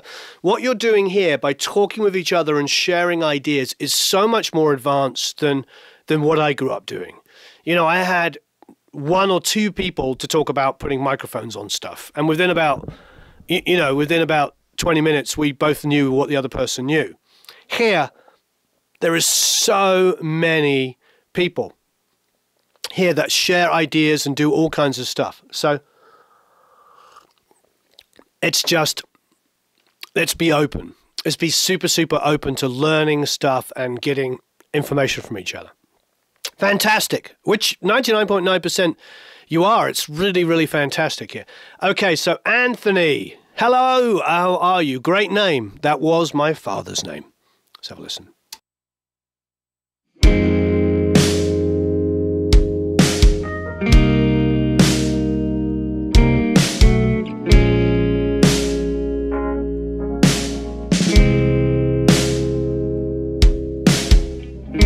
Soon as your whiskey touched my lips, you set a fire to my song, and I'm gonna take it down to heaven.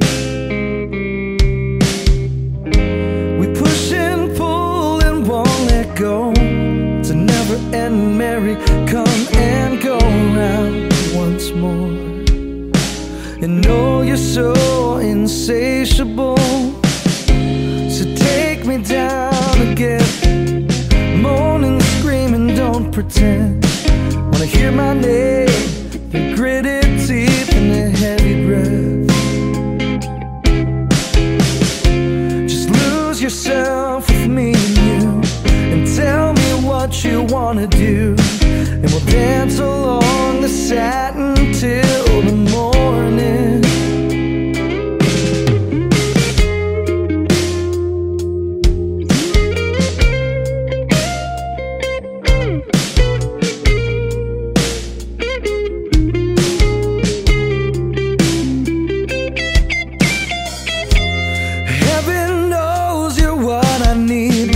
I can only hope that what you see is you and me, and never letting go.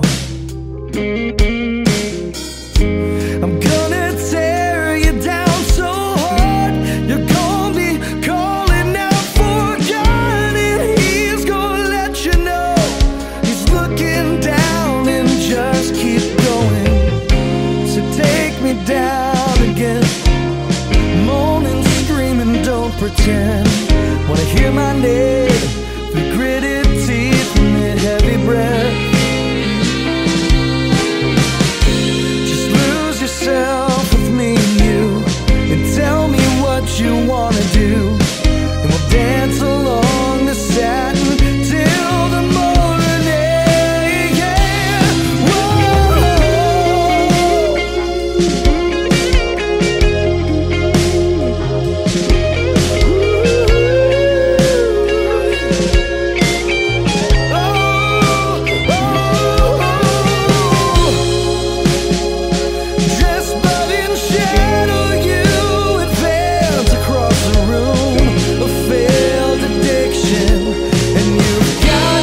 Jonesing harder now, so take me down again. Moaning, screaming, don't pretend. Wanna hear my name, the gritted teeth and a heavy breath.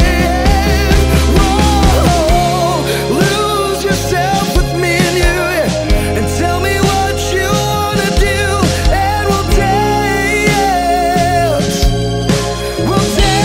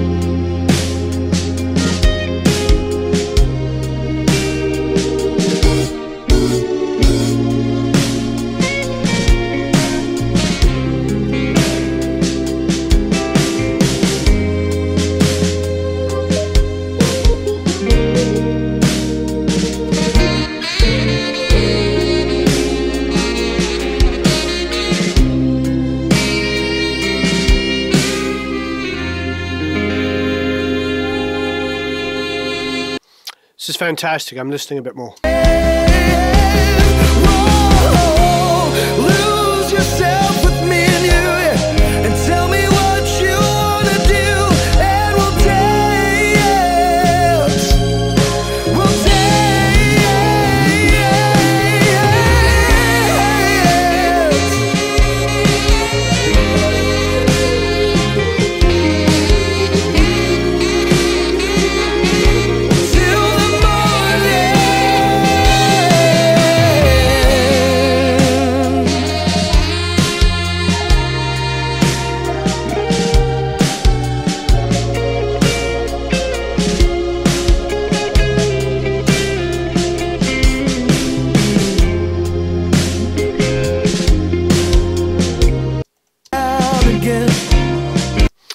It's a pretty darn good mix, Anthony. Really impressed. I like it a lot. So the discussion, I think, is pretty valid. It's and these are subtle things. I think the snare might want to come down 0.7 all over the place. So just first of all, turn the snare down.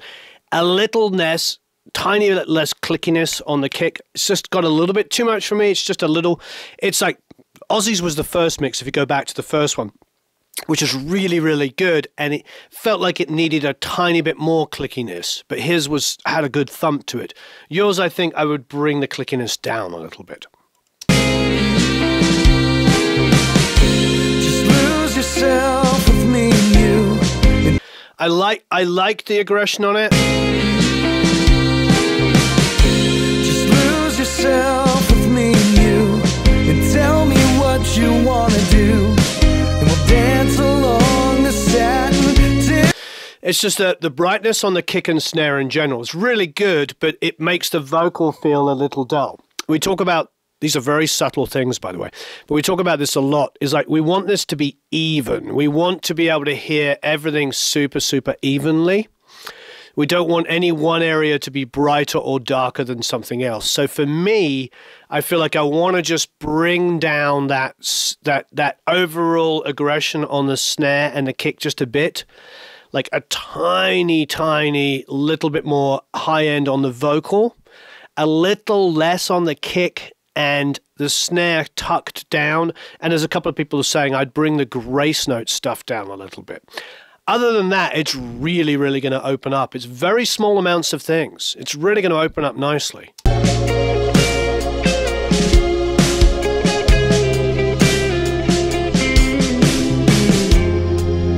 Really good job. It's really good. Super, super close.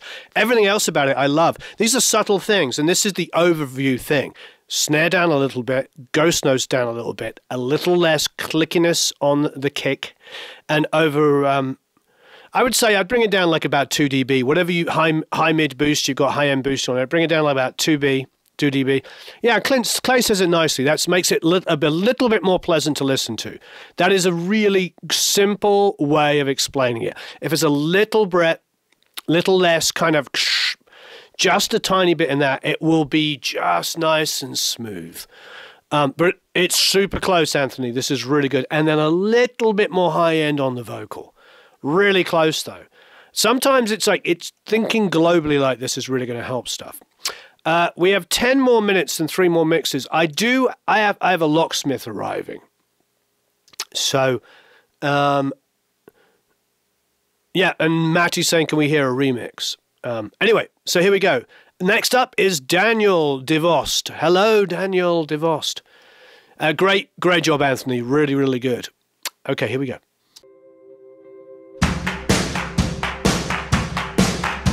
The city lights are far behind, and I can see it now that I'm on my own.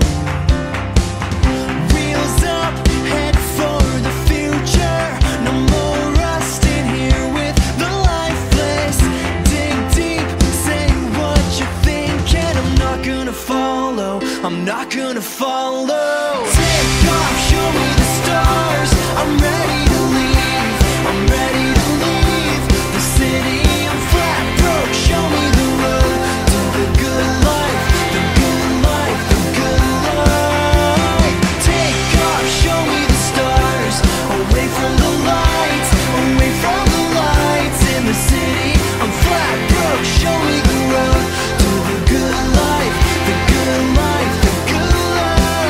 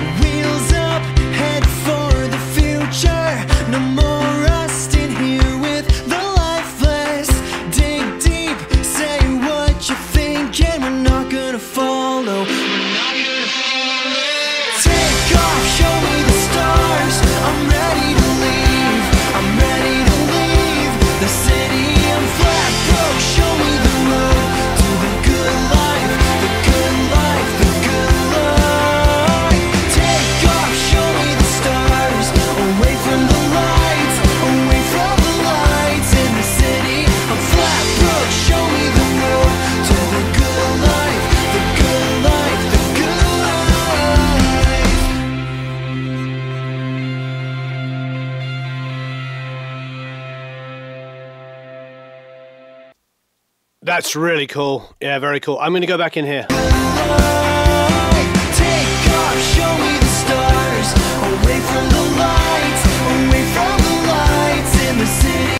I really like this mix. So my comment, Danielle, is going to be more global. I feel like the high mids in general are just bright and aggressive. And don't get me wrong, this is not a change your whole way of working kind of thing. And it's not that drastic. But I don't know if anybody else can hear. It's just a little bit going on. There's like a lot of high mid information.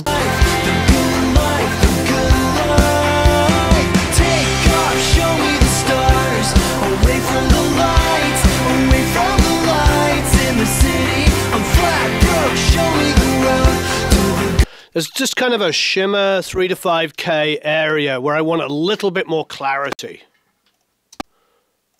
Lights in the city, I'm flat broke, show me the road to the good life, the good life, the good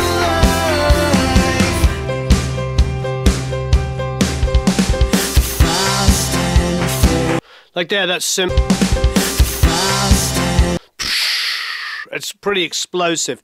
So one of the things that we do, look, this is a really, really good mix. It's very balanced. It's very even. It's slamming. It's loud. It's very close to being a radio mix.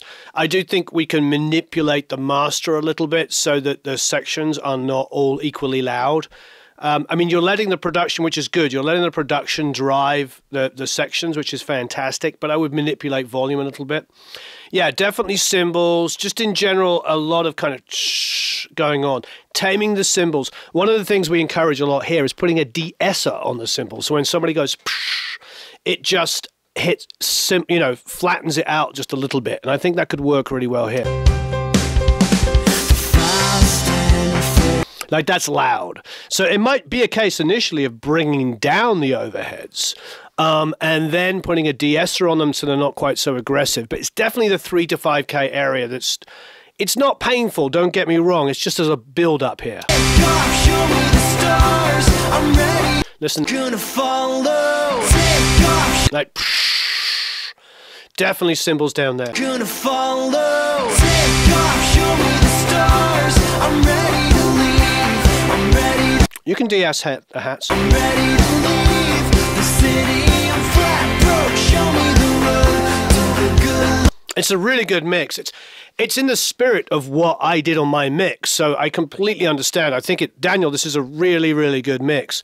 And once again, when we're talking about this kind of detail, it's a really, really good thing. All right, I'm going to try and squeeze one more mix in before the locksmith arrives. Hey, Eric, could you do me a huge favor? Yep. Can you stick my phone on the charger, please?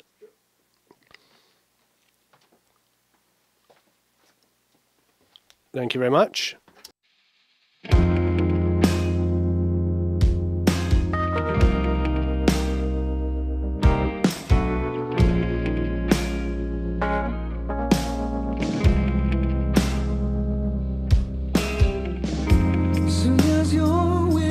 Touch my lips, you set a fire to my song, and I'm gonna take it down to heaven.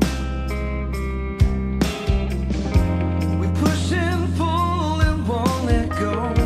It's a never-ending merry come and go round once more. And oh, you're so insatiable, so take me down again. Moaning, screaming, don't pretend. When I hear my name, your gritted teeth and your heavy breath. Just lose yourself with me and tell me what you wanna do, and we'll dance along the satin till the morning.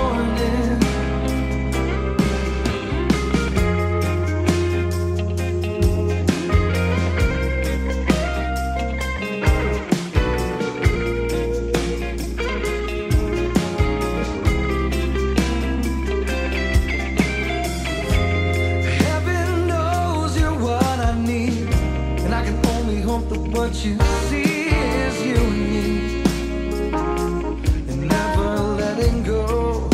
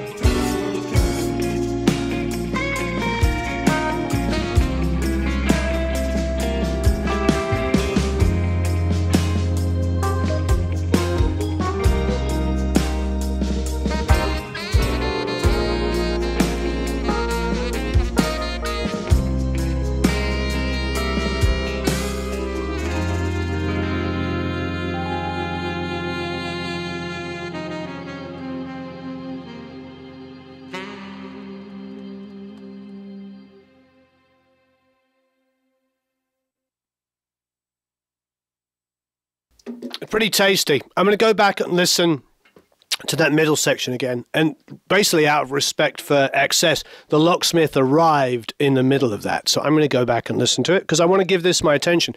I will say on my first listen down, what I loved about it is I loved all his additional guitar stuff. It's really, really great. So, and it does mean that the locksmith is busy, so it will give me another 10 minutes. So I'll be able to listen to the other two as well, James Gorman and Sparky's. And never letting go. I'm gonna tear you down so hard. You're gonna be calling out for God, and he's gonna let you know he's looking down and just keep going. So take me down again, moaning, screaming, don't pretend. Wanna hear my name, with gritted teeth and a heavy breath. Just lose yourself with me and you, and tell me what you wanna do, and we'll dance along the satin till the morning. Yeah.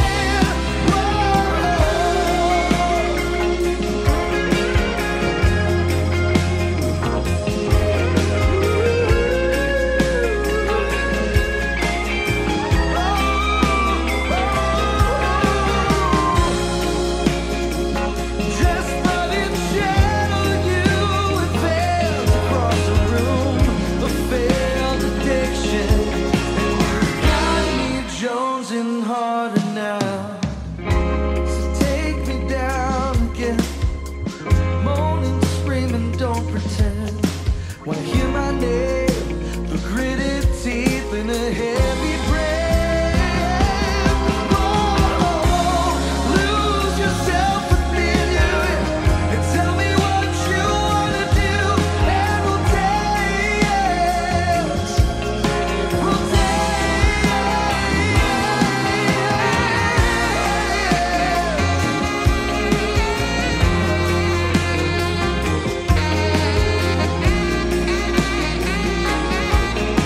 the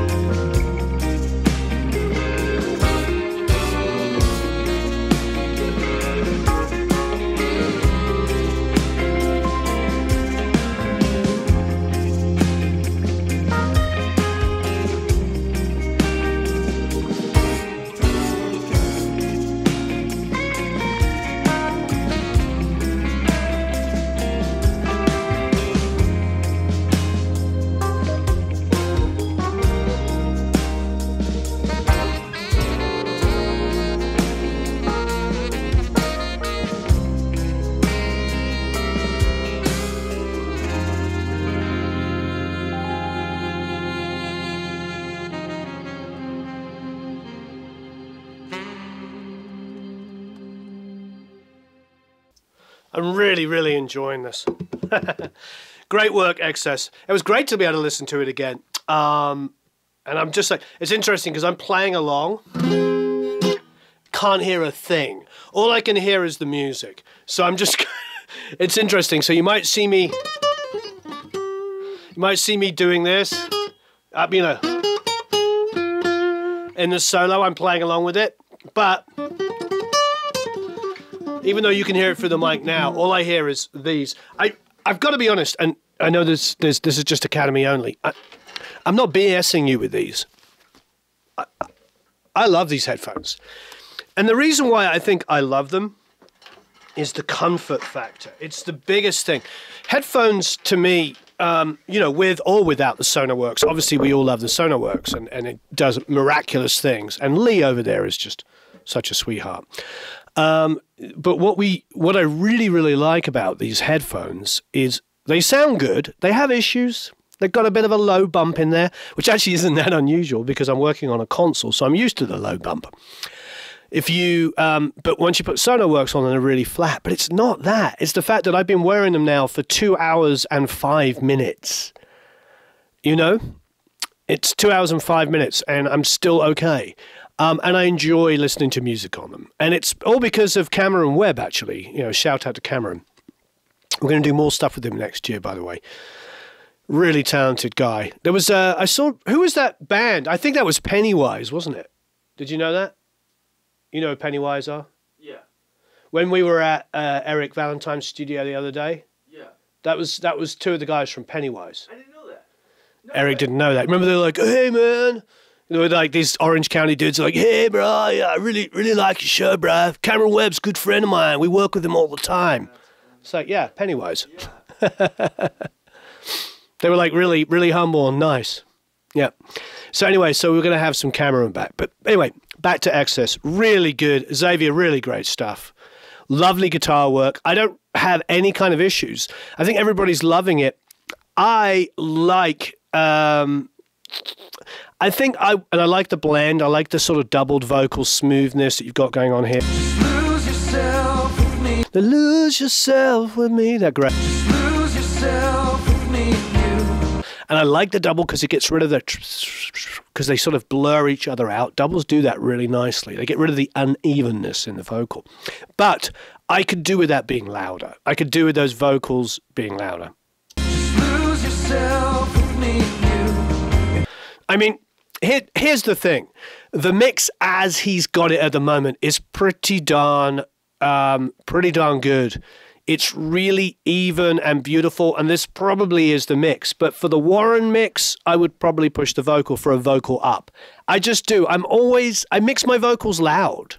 Not like super pop loud, like rah, like this, you know, like pop radio loud, but I definitely mix them loud. I would be lying if I said I didn't. However, this mix is fantastic. And most importantly, as everybody's pointing out, I like the effect that you put on the solo, really nice. Harder now. So take.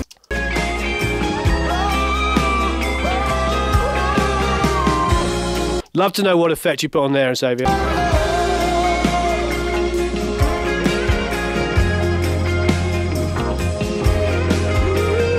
I think the solo could come up a bit or pan more to the center because you have those other 2 guitars going on and the organ. So I think I'd pan that a little bit more to the center. It's only because you've got that you've got those really nice Michael Jackson funk guitars, which they remind me of. I mean, this is nice. This is a really, really nice chord sequence. I think those probably why, you know, Xavier likes to play, because you got that, and you got that.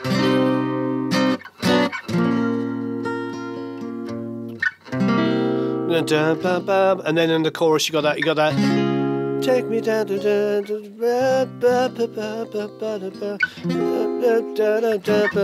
it's just a really, really nice sequence. Steve is a very, very talented guy, as Sheila was talking about and Anita earlier. I mean, he's awesome. And for anybody, yes, he is actually single. Should I sell him off to the highest bidder?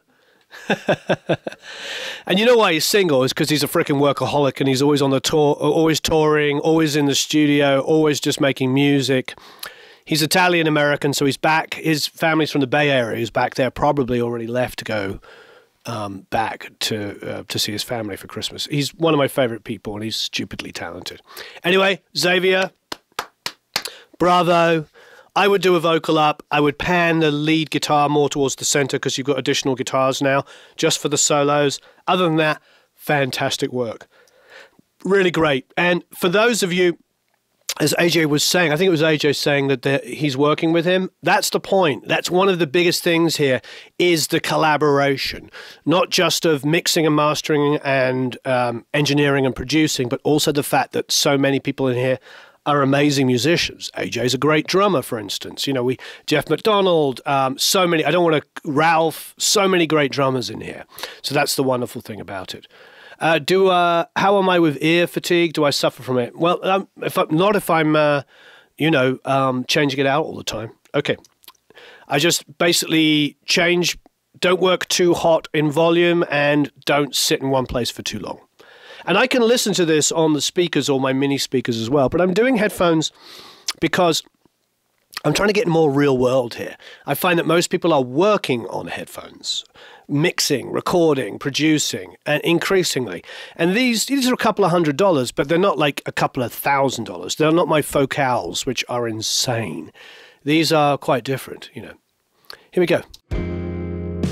Sorry, this is James. Hey, James. James Gorman, a wonderful Academy member. Well, you're all wonderful Academy members.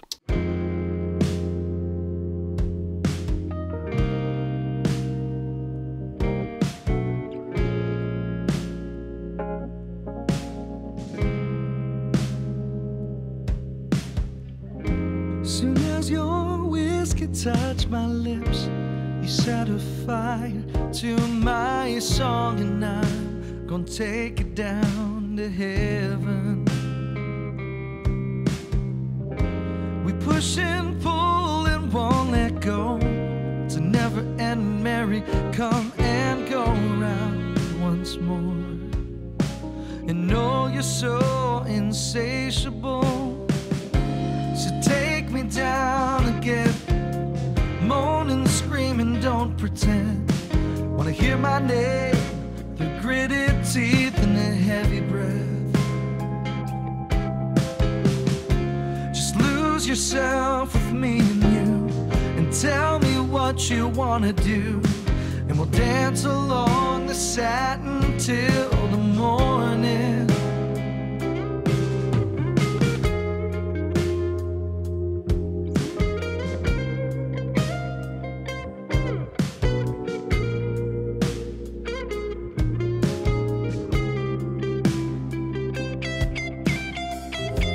Heaven knows you're what I need, and I can only hope that what you see is you and me, and never letting go.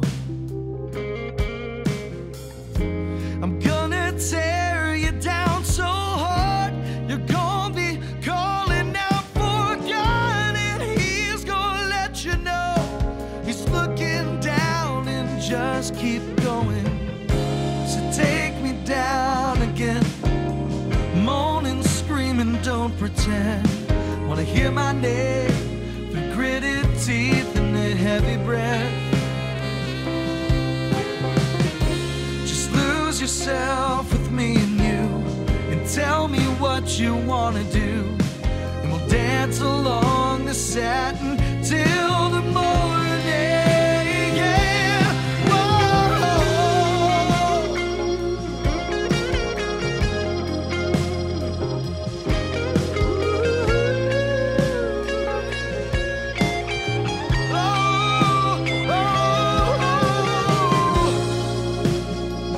Dress but in shadow, you advance across the room, a failed addiction, and you got me jonesing harder now.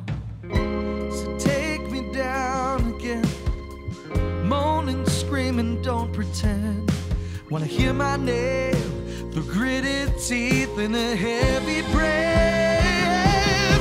Whoa, lose yourself with me and you, and tell me what you wanna do, and we'll dance.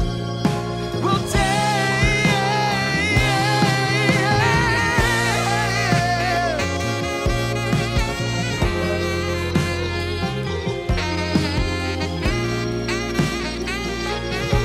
Till the morning.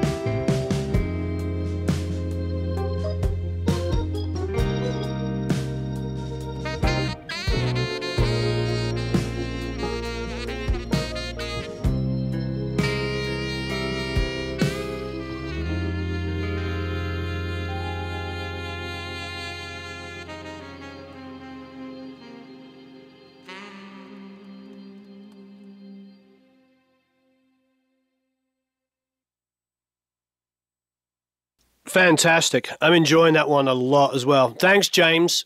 I think this is right up James's alley. And a couple of people are mentioning this. Match make like a pro. Reading his comments going about Steve here. But yes, this is really good. And a couple of people mentioning, yes, there's something about Steve's voice. He's such a good singer that he doubles really, really well. He doesn't really need any, he doesn't need any kind of, how can I say this? He doesn't need any kind of pitch correction except for maybe a note or two here and there. I mean, he's got such a great voice. James, in particular, lots of you guys were at the masterclass in Nashville, and we flew in Steve for that. And Steve came in and sang, and the song at the beginning, the vocals at the beginning, the a cappella, he did completely without any backing track. No backing track whatsoever. It was unfreaking believable. He has perfect pitch, which is great. Lots of people have, not lots of people, but a few people have perfect pitch, but not very many people can sing perfectly and have perfect pitch. They can call out the notes, but they might not be able to hit them. Da, da, da. They might not be able to go, that should be C, B, B flat, C, that's it. So I was just tone out, you see. I was doing the minor third. So that is the minor third of each chord.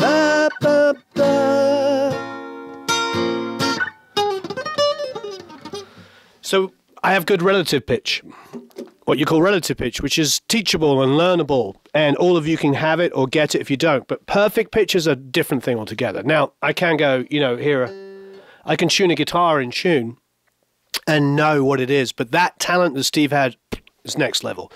And yeah, it's next level. It's insane.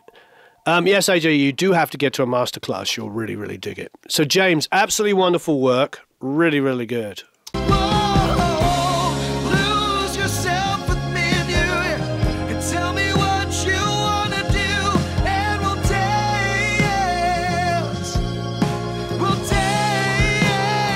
Yeah, I have a minor third pitch. Eric's going to take over for a second. We're going to talk about locksmithing. So, here you go. Hi, Mama. All right, I'll be back in a couple of minutes. Cool. Hello again, everyone.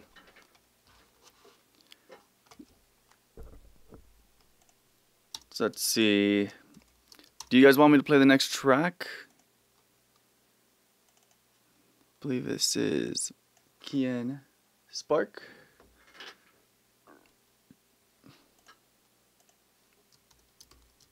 Although I know Warren will probably jump back on that when he gets back. But in the meantime. Love is what you get when love is what you give. Time is yours to share the life you live.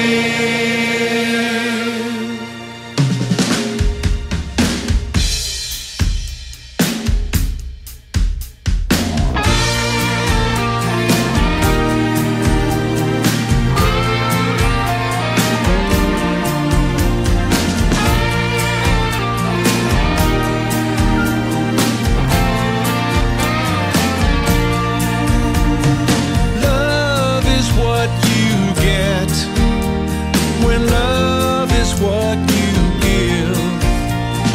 Time is yours to share the life you live. Oh, this is rather good. Oh, so by the way, let's get back to James. James, that was a wonderful mix. Yes, what I love about James's mix is it's super dynamic. It was almost Al Schmidt kind of approach. Like he didn't overdo anything. He kept the integrity. this is what is really, really important. And it all depends from one song to another. And it's like, I think this is the area that I think is really, really, really important. And while we were touching on this earlier with, you know, with the comment about not liking a song or something like this, or I hate this or whatever, it's like, if we're going to be great producers, engineers, mixers, musicians, we've got to love all kinds of stuff. Like if you're a guitar player, I'm a guitar player, obviously. Obsessional guitar. There's blues scales. There's blues scales, and we all learn, you know, the 4-trick, that's the Joe Bonamassa riff. And then you throw in like the minor third, major third. Okay, so now suddenly you can play blues, you throw in a few. You learn how to bend. You do all these kind of bits and pieces. You do all that stuff and suddenly you're a blues rock guitar player. Then what do? Do you stop there and you go, I hate jazz. I hate jazz. It's like, no. It's like now I'm playing blues rock, and that's what I did as a kid. Now I'm like, wow, how do I do that, you know, kind of throw in a diminished run, you know. And then you go to the D, the 4, maybe. You know, you know, you get my point. It's like, that's what makes great musicians. People that embrace all genres and all styles. That's also what makes great producers, engineers, and mixers. And I know I keep hammering home that point, but the reason why I'm hammering home that point is James's version was super open, tons of dynamics. I mean, you heard it. Not only did you hear it, but look at his mix. There's not a square wave to be had. He could give that to Eric Boulanger, who we saw yesterday, you know, and he would master that and keep its integrity. Thank you, Anthony. So it's that way of thinking. Yeah, expanding your musical styles, accepting that if something is good as it's good. It's a really, really important thing. It's accepting that, you know, recording drums, you know, mixing drums, there's 55 different ways of doing it. And yes, sometimes it's 2 mics on a drum kit. Sometimes it's 1 mic on a drum kit. I had somebody debate me yesterday, you know, about how the drummer was recording. It's a particular person that, you know, I recognize from different forums, and they debate everybody. You know, we have a couple of those. We have Chronex, you know, who's always debating us on the videos on YouTube, and he only comments he ever leaves are like telling people they're wrong. You know, that's kind of his style. Is what it is. And then we have another engineer who isn't working but is superior. It's really tough. It's like, that's the world we live in. But we try to be loving and supportive here and bring everybody in. But I think it's a two-way street. It's like this, bring everybody in and welcome it. But we also, all of us, me included, in abundance. This is all, you know, this is about me as well, making mistakes. It's we have to remember that there isn't one particular genre. And James's mix is super open, and it works. And like if I go here, let me crank the volume so it's more competitive. Have a listen now.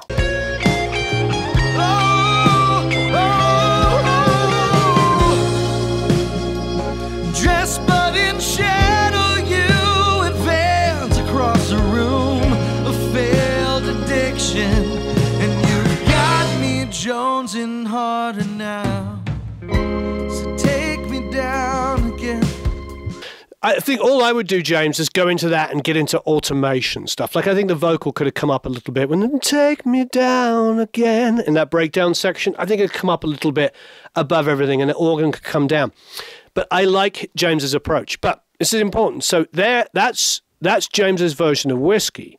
Now let's go to Ozzy's version of Whiskey, which is somewhere in between. It's not quite so open, but not quite so compressed. Have a listen to this. Take me down again, moaning, scream. I mean, listen to that kick and snare. It's so clean. It's beautiful. Now, so take me down again.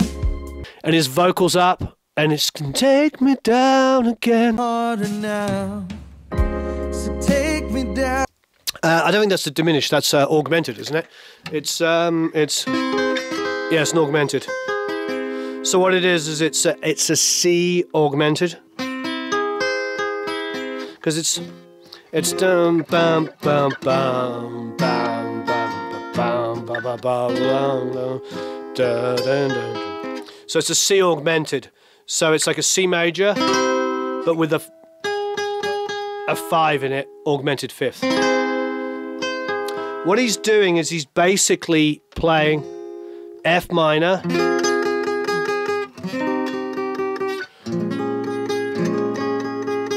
and then when he does that,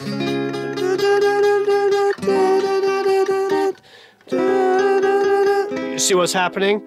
That note is coming out a lot, which is the minor third of the F. That A flat is it's a nice thought process. So when you're songwriting, think about that. He's taking a note which is very predominant. The solo.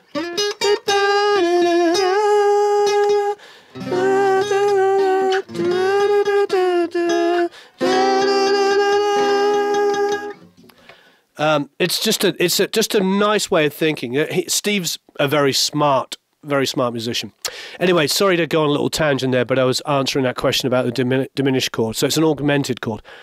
So Ozzy and James share very similar ideas. Ozzy's drums are just a little bit more.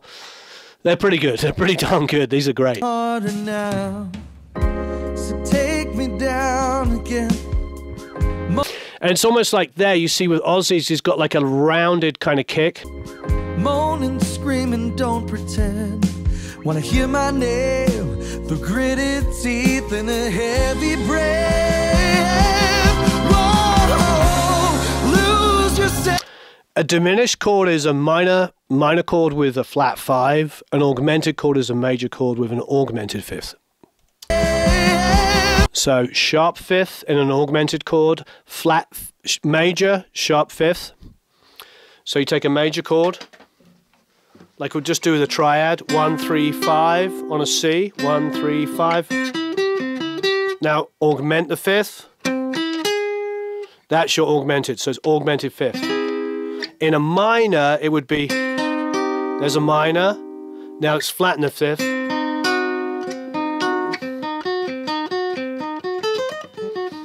There's a diminished run. Here's going to major augmented.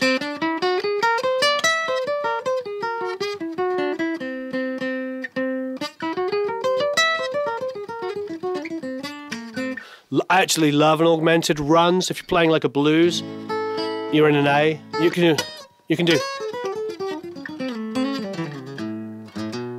You know, just that.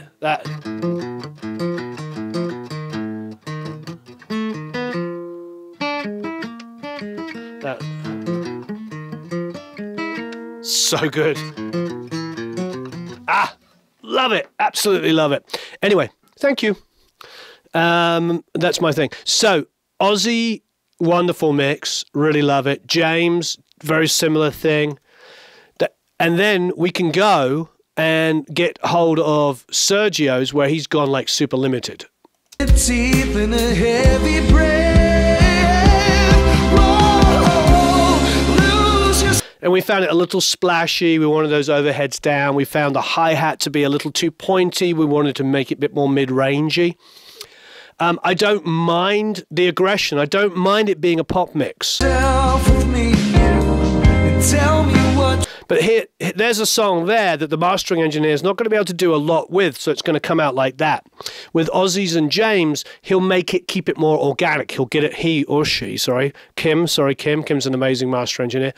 He or she will be able to get this and make this feel really big and open, you know, on Ozzy's and James's. With Sergio's, it's already decided how it's going to sound. But Sergio's done right is a radio mix.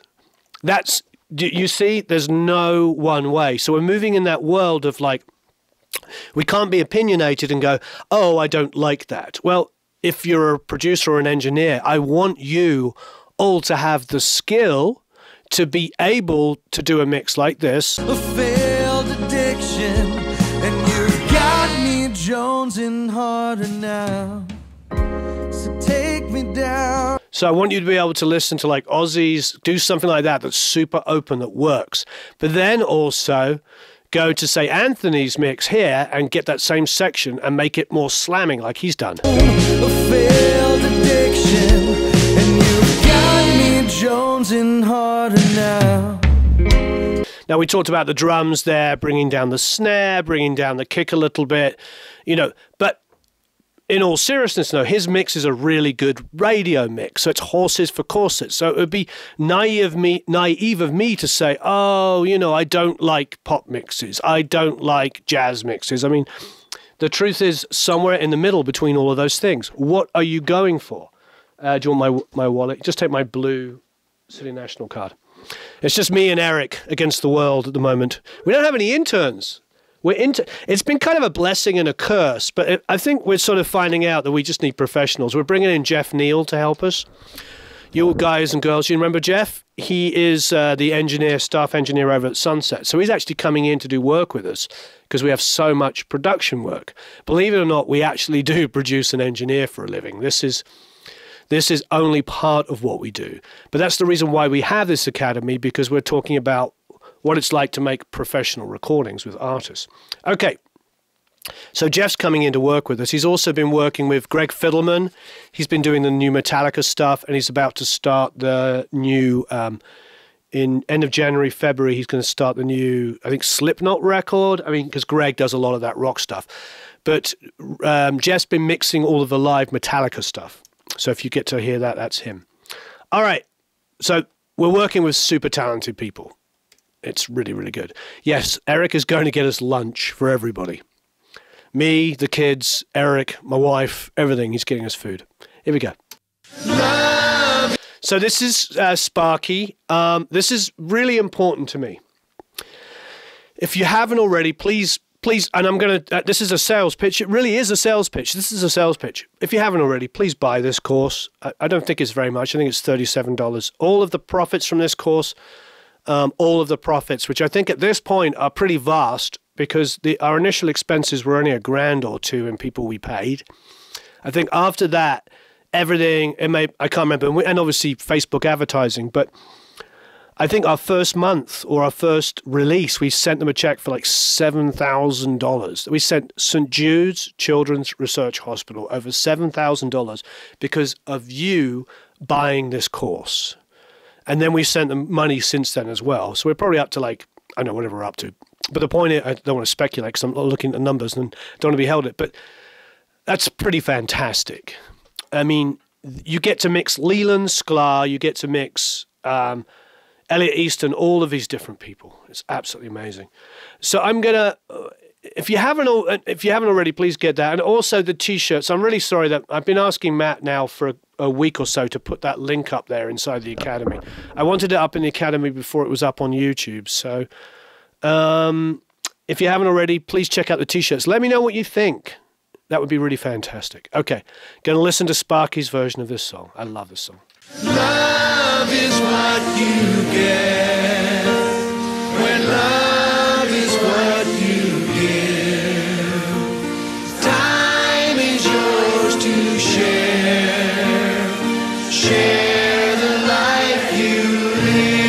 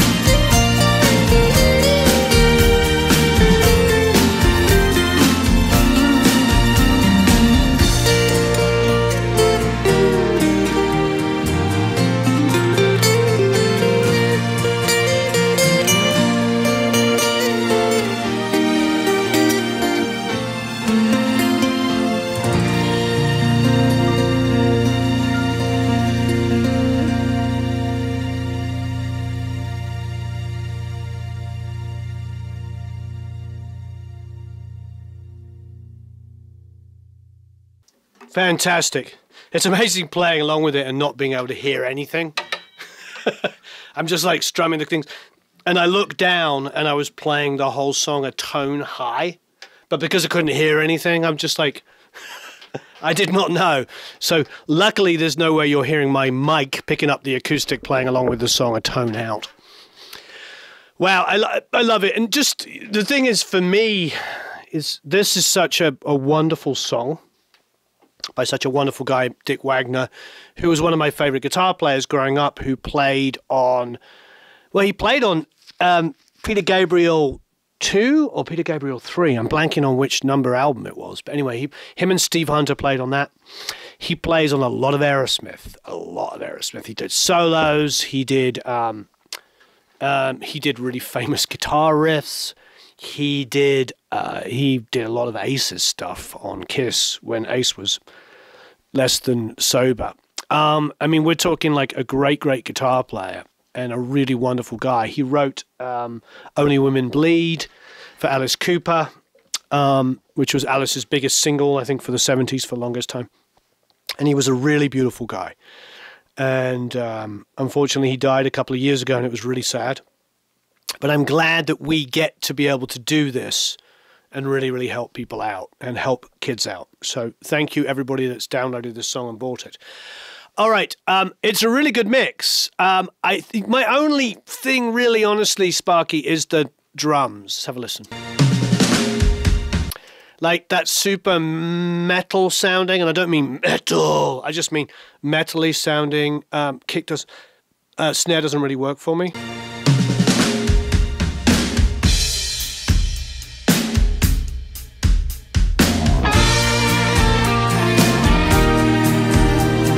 I mean, it's Danny Seraphin, you know, who's an incredible drummer.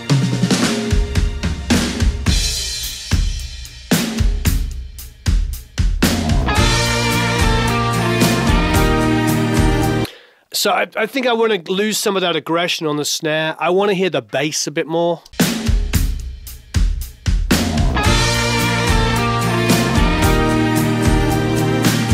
When the bass comes in with the kick, they sort of blur together. I've got a defined kick. I think that's shelved a little high for me. It's 80 to 100.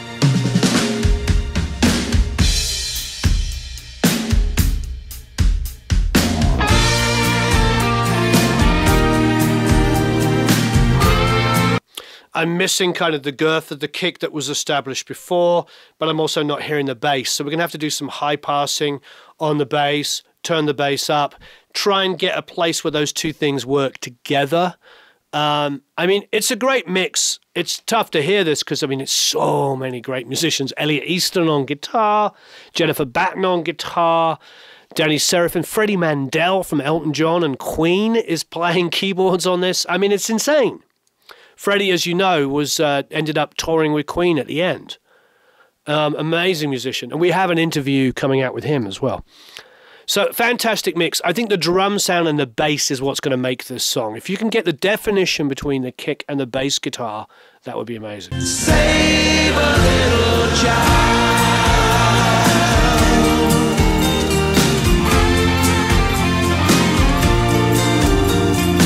It's tough. It's dense. There's a lot. There's choirs. You know, there's so much stuff going on in this. I completely love what's going on, but there's a lot. So you're going to have to get in and do a bit more carving, but I would start with the low end. If you can get a definition on that kick and a definition on the bass, everything else will start to make a lot more sense. And by the way, did anybody know this is Trini Lopez singing after he comes in second for a line. Share the life you live. If I had the time, I could change the world. Got to find the time. Got to change the world. Somewhere in your heart, love is running wild. That's Trini Lopez. You know, Dave Grohl took the Trini Lopez guitar and Gibson called it the Dave Grohl guitar. which is really strange to me. I mean, no disrespect to Dave Grohl, but that's Trini Lopez, everybody. Somewhere in your heart, love is running wild. I mean, Trini is kind of in Los Angeles. He's a living legend because he's a Mexican-American, and he was a big singing star, a great guitar player, and of course an actor. I mean, he really kind of nailed it, so that was great. And then I think we're going into Merrily afterwards. Running wild. You can change the world. And also Ted Neely is singing on this from Jesus Christ Superstar as well. There's a lot of amazing. And Mark, of course, from Grand Funk Railroad starts off here. All right. Okay, yeah, sort out the low end. Let's get some detail in there. We're going to get working on some other stuff. Wow, we've been on for nearly 3 hours. This has been so amazing. Thank you, everybody. Check out the T-shirts. Check out those T-shirts and check out, of course, that course as well. That course. Hope you all have a marvelous holiday season. Frankly, happy Christmas. I'll be very English here. Happy Christmas to everybody. Hope you have a wonderful time. I'm going to see you next week. We are going to do this next week. We'll do it live as well. We're going to be giving away the gallery tracks next week for everybody online and everything. So you'll see those videos goes down. Remember on Monday, there's a Phonitor giveaway. So so please get up for that. And just happy Christmas. Thank you all for being so incredible. This really is a blessing to be able to do this. Absolutely amazing. I feel really blessed, and you are all so incredible, and you help each other out. So many incredible musicians in here, as well as producers, engineers, and mixers. What a wonderful collection. I feel like after watching the Queen movie, what was it? He said we're a collection of odd something or others. I feel like that's what we are. Anyway, have a marvelous time recording and mixing. See you all again very soon, and all of that good stuff. It's going to be a wonderful Christmas and an amazing New Year.